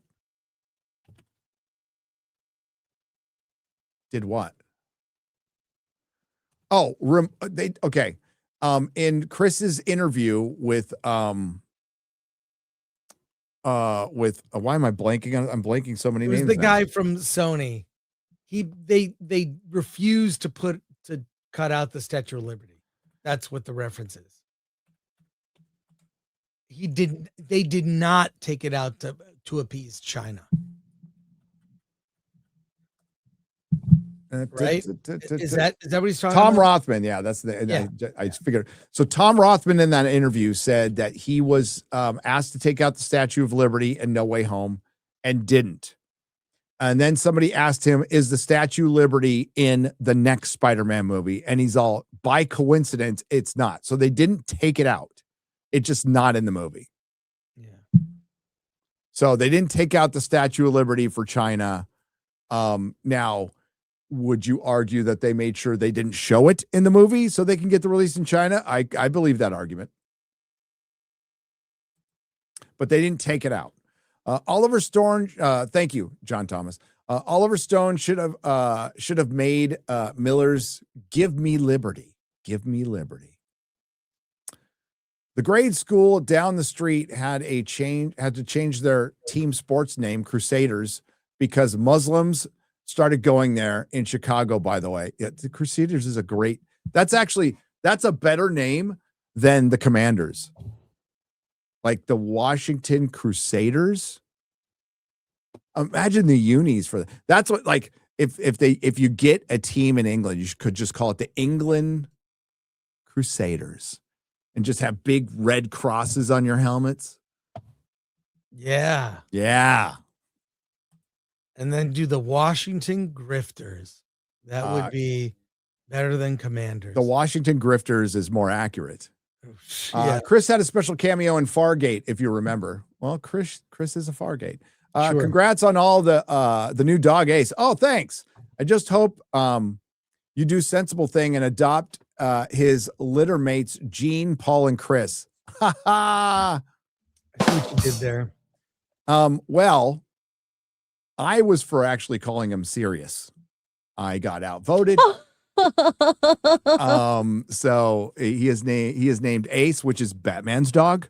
Ace, Chris. He's beautiful. Oh, that's cool. We just found out we were going to get him fixed, and he has ringworm and heartworm, but they're treatable. But he's sick. He's a stray. He's so skinny too. Perfect. He's really just skin and bone. So we need to put a lot of weight on him, but he walks like a fucking wolf, dude. He's like, the butt is crouched down a little bit, and he just looks like he's about to pounce on you. And he's really nice, but he's a big black dog. And you can't tell in this, but he's big. He's a big boy. Mm-hmm. But he's really skinny. He's a little unsure of his surroundings, but he's really good with the other dogs immediately. Hanging out with Remy. He slept fine last night. He sleeps by the door, right? So he's Very like, he German sleeps by Shepherd-y. door. Yeah. So, yeah. So Melissa's like, I'm going to go look at this dog. And I go downstairs after finishing posting the video. And she's like, we got a dog. And I'm like, oh, okay. We got a Yeah, dog. as soon as she mentioned him, I was like, I think you're getting this one. Ace Hard is to a good say no. boy. He's between 4 and 5 years old. And yeah, we're really big at taking in strays. So yeah, he's a stray. And he's got no chip. We've checked for the chip. We've triple checked for the chip. If the original owner comes out, like, of course we'll, but we're in the meantime, we're going to keep him and get him all fixed up and healthy. And he's got a good home where he will be taken care of. I took him on a walk yesterday. Now I know why he was kind of lethargic on the walk. So now I feel bad for taking him on a 5-mile walk. But yeah. But we're gonna get him fixed up, and he'd be a brand new member of the family. Ace. Do a movie or miniseries on Balin's expedition to Moria. Yeah. After the events of the Hobbit.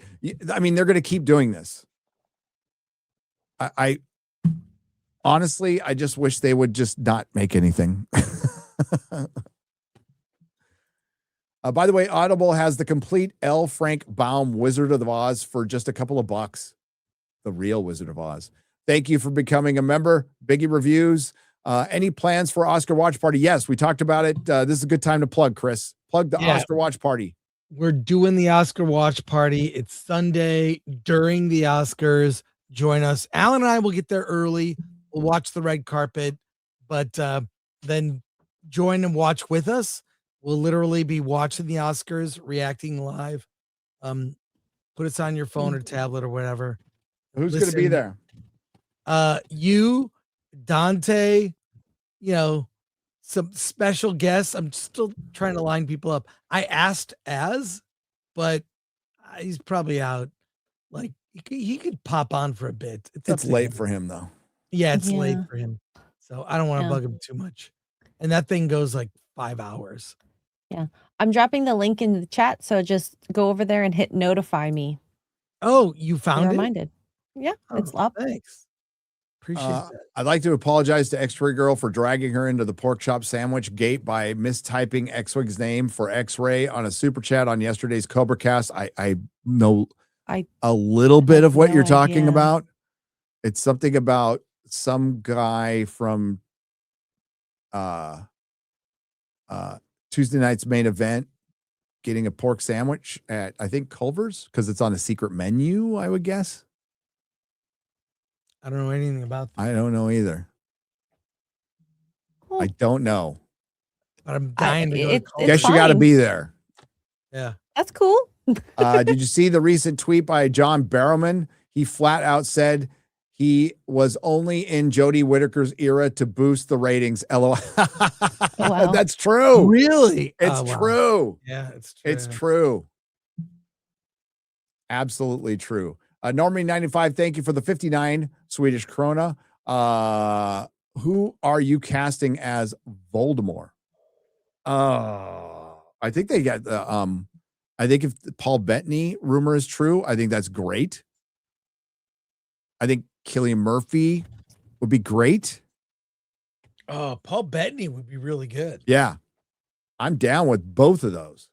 The problem is Black Snape. The Crusades didn't go far enough. Oh, I wouldn't argue with that. The only argument was that they were changing it as a joke. They were changing it to Crusades from jihad because they didn't want to offend the Muslims. They'd much prefer to offend the Christians who wouldn't be offended.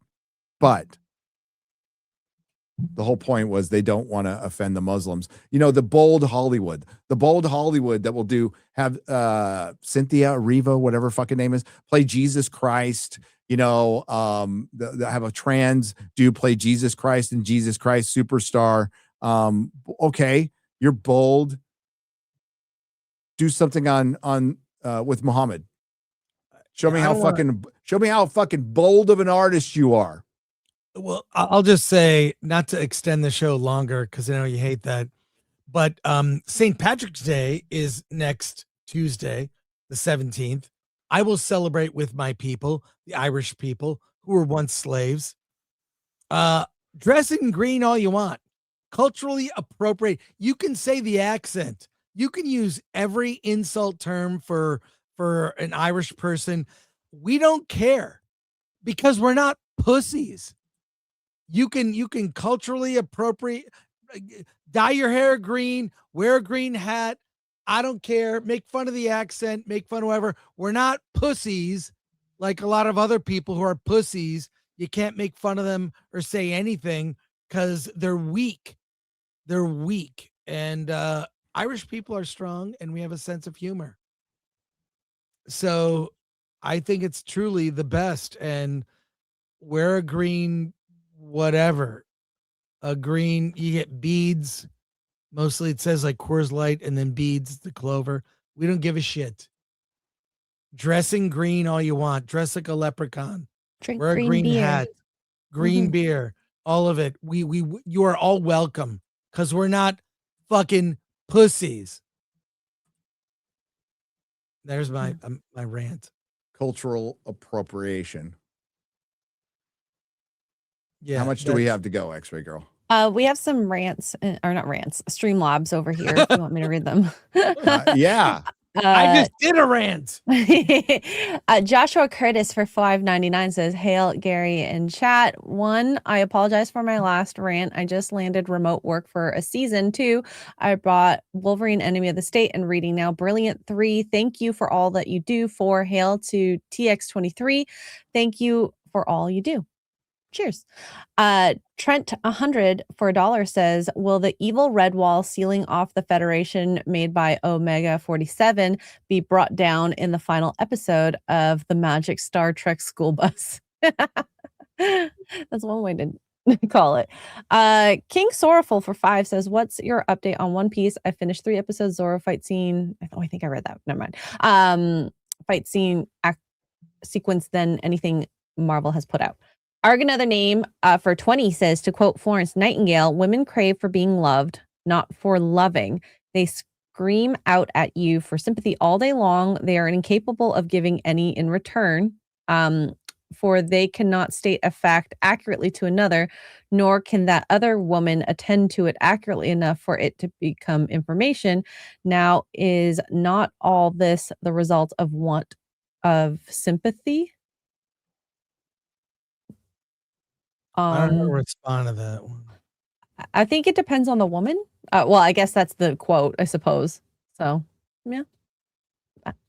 And then we have Ryan Kinnell, a bunch of Streamlabs here for $40. Ryan Kinnell? That's great. Yeah. Yeah. What did he say? So the chat never likes my school shooting jokes. Guess they're aimed at a younger audience. Oh my God, that's very clever. Why did Susan fall off the ladder? Because she had no arms. Knock, knock. Who's there? Not Susan. Why did my girlfriend cross the road? Because she didn't wear her seatbelt. And last one, Helen Keller walked into a bar, then a table, then a chair. That's good. I like that one. Thank I you. like it. I like it. That's it. That's it. Awesome. So busy week. Starfleet's going to end. One Piece is out there right now. Project Hail Mary on Monday. The Oscars this weekend. It's nuts. Yeah. It's nuts. Will I get it all covered? I don't know. Hopefully. I can't wait for your Starfleet Academy season finale. Review Here we go. Of the 2 episodes, the 2-part episodes. I love how they can show a graphic and it's like that they don't think through how that could be real. It doesn't make sense. They even changed in Star Trek the Motion Picture that the V'ger was 82 AUs in diameter. They changed it to 2 AUs. Yeah, because that was a director's little cut. big. It was a little big. It was Yes. the size of 82 solar systems. Yeah. Like maybe that's too big. Even It's a they little big. had restraint. Yep. Love the director's cut. Oh, it's so good. So good. Yeah, it's so good. It's fantastic. I love when they play that little Jerry Goldsmith overture. before it starts. Yeah. The overture. How many? We need more movies with overtures. With overtures. As people walk in and get ready, it counts for people being late. It's great. I love an overture. It's awesome. All right, Chris, what do you got coming up? Hollywood on the Rocks with Alan Ng. Lots of news. We have interviews with filmmakers today. We're trying to make Wednesday our interview day. It's going to be a lot of fun. And then Friday, Alan will review Slanted along with myself. We're going to review Slanted. I can't wait. Put himself on the thumbnail going like this. Oh, no. Or like this. No. The other. We already have people troll him with super chats that, where he has to read them. And it's funny when he reads them. Our chats are so much more fun. Yes. It's not like I can't imagine on the other part of the movie talk sphere, what a landmine field it must be for them. To be careful what they say. Yeah. So there you go. That's there what you I'm go. up to. All right. X-Ray Girl. Poor Choices tonight at 8:30 p.m. Eastern, and then FNT and Saucy Saturdays on Saturday on Wicked Virtues channel. So fun stuff. Sweet. Cool. Sweet. Just released a Bride video that I had no idea I was gonna make until I watched the fucking movie, and I'm like, oh man, yeah. I'm so glad you did. Like, word needs to spread about that movie. I mean, oh my God. So awful. Drinker got to see Project Hail Mary. He was invited to a premiere. He looked, his suit was cute. Yeah. So he just dropped a Project Hail Mary video. Oh, Drinker recommends. Yeah. Yeah, Drinker recommends. Yeah, it is very good. You'll be very satisfied. Yeah, Friday Night Tights coming up. We got Forbidden Frontier, which will be a little early Sunday, so I can make it to the Oscar party with my tux on. Oh my God. Half of my tux on. I'm gonna wear my horsehair blazer and my fluffy white shirt with the little rumples right here. Oh, the ruffles? Ruffle. And then my Doctor Who bow tie. Oh, nice. Bow ties are cool. I'm just going classic. Maybe I'll wear a fez if I can find my Doctor Who fez. I love But that's going to be fun. It's always fun because you have an eclectic group, right? I really hope Az shows up, but we'll see. It's going to be people popping in and out. But you have Badger will be there. I forgot her name. Is Carolyn? Yeah, Carolyn. Yeah, she's great. She's funny as hell. Yeah, we'll see who shows. But she does like real it's like, why are you slumming it with us? So she does like real interviews, but she hangs. She's funny. She can be funny. Yeah. So respect. I mean, I just call her X-Ray Girl the whole time. Yeah. I don't even know if she gets it or not. Yeah. But they're pretty fun. Is RMB going to be there? Oh, RMB. He is going to be there. Oh, yeah. He confirmed RMB. So we'll talk about Star Trek for 2 hours over the Oscars. Well, there'll be plenty of opportunity because it's going to be long and boring. So yeah, RMB is going to be there. In fact, I convinced RMB. This is in a couple weeks. He's going to do a William Shatner birthday stream for 12 hours. To celebrate Shatner's birthday. Oh my God. That's a I long shamed stream. him into doing it. We were just talking about how great Shatner is because he got an award at the Saturn Awards. Oh no. Oh my God. So this says Sean Penn likely won't be attending the Oscars ceremony this year. This possibly is a blow to history and to the cause of good TV. My response was a blow. There'll be more Coke for everyone else. Oh my God.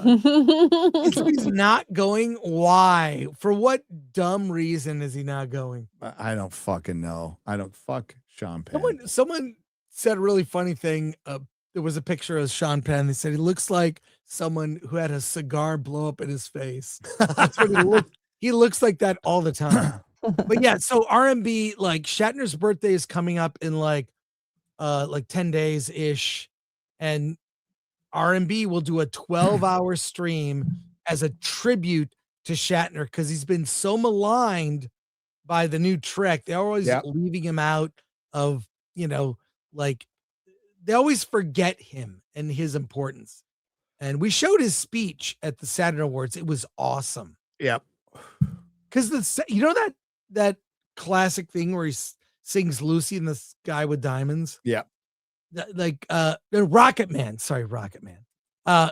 He sang Rocket Man. He did that at the Saturn Awards. He did. That's where the clip is from. And it was not a public thing. That's right. They filmed it, and then the video got out, and it's become a thing that's haunted him. Well, he's got the album. He told that story. It's a great story. I told Burnett I'd go on the stream for his Shatner tribute. Well, I hope so. You talked him into it. Yes, I did. I was like, I don't want to do it. I just want to watch it, and I'll be on if you want me to. But like, just do a Shatner stream. It's like a perfect way to talk about Trek. If Rob drinks during a stream, it'll be fun towards the end. Oh yeah. Yeah. Oh yeah. And the 12-hour stream, he probably will, right? Make him do Shatner shots. Ooh, that should be a drink. Is there a Shatner drink? Shatner shots. Well, there will be, because I'm going to send in a soup to make him do one. Nice. I know we're trying to end the show, and I got to do a show. So we're good. Yeah, you do. Oh my super God. chat. Yeah, that was Yes. breaking news. Thank you. For Gollum. So. All right. All right. Thanks, everyone. We appreciate you. We'll see you next Wednesday. Oh, wait. We're not going to see you next Wednesday. Why? What's up? MegaCon. Yeah. Oh, that's right. Okay. Well, I'll watch Gary will be your traveling. Yeah. shenanigans. See you in a couple weeks. Yeah. See you in a couple weeks. Take care. Thanks to the chat. Thanks to everyone who left a super chat donation. Thanks to the Nerdrotics. We appreciate y'all. See you next time. Bye. Later.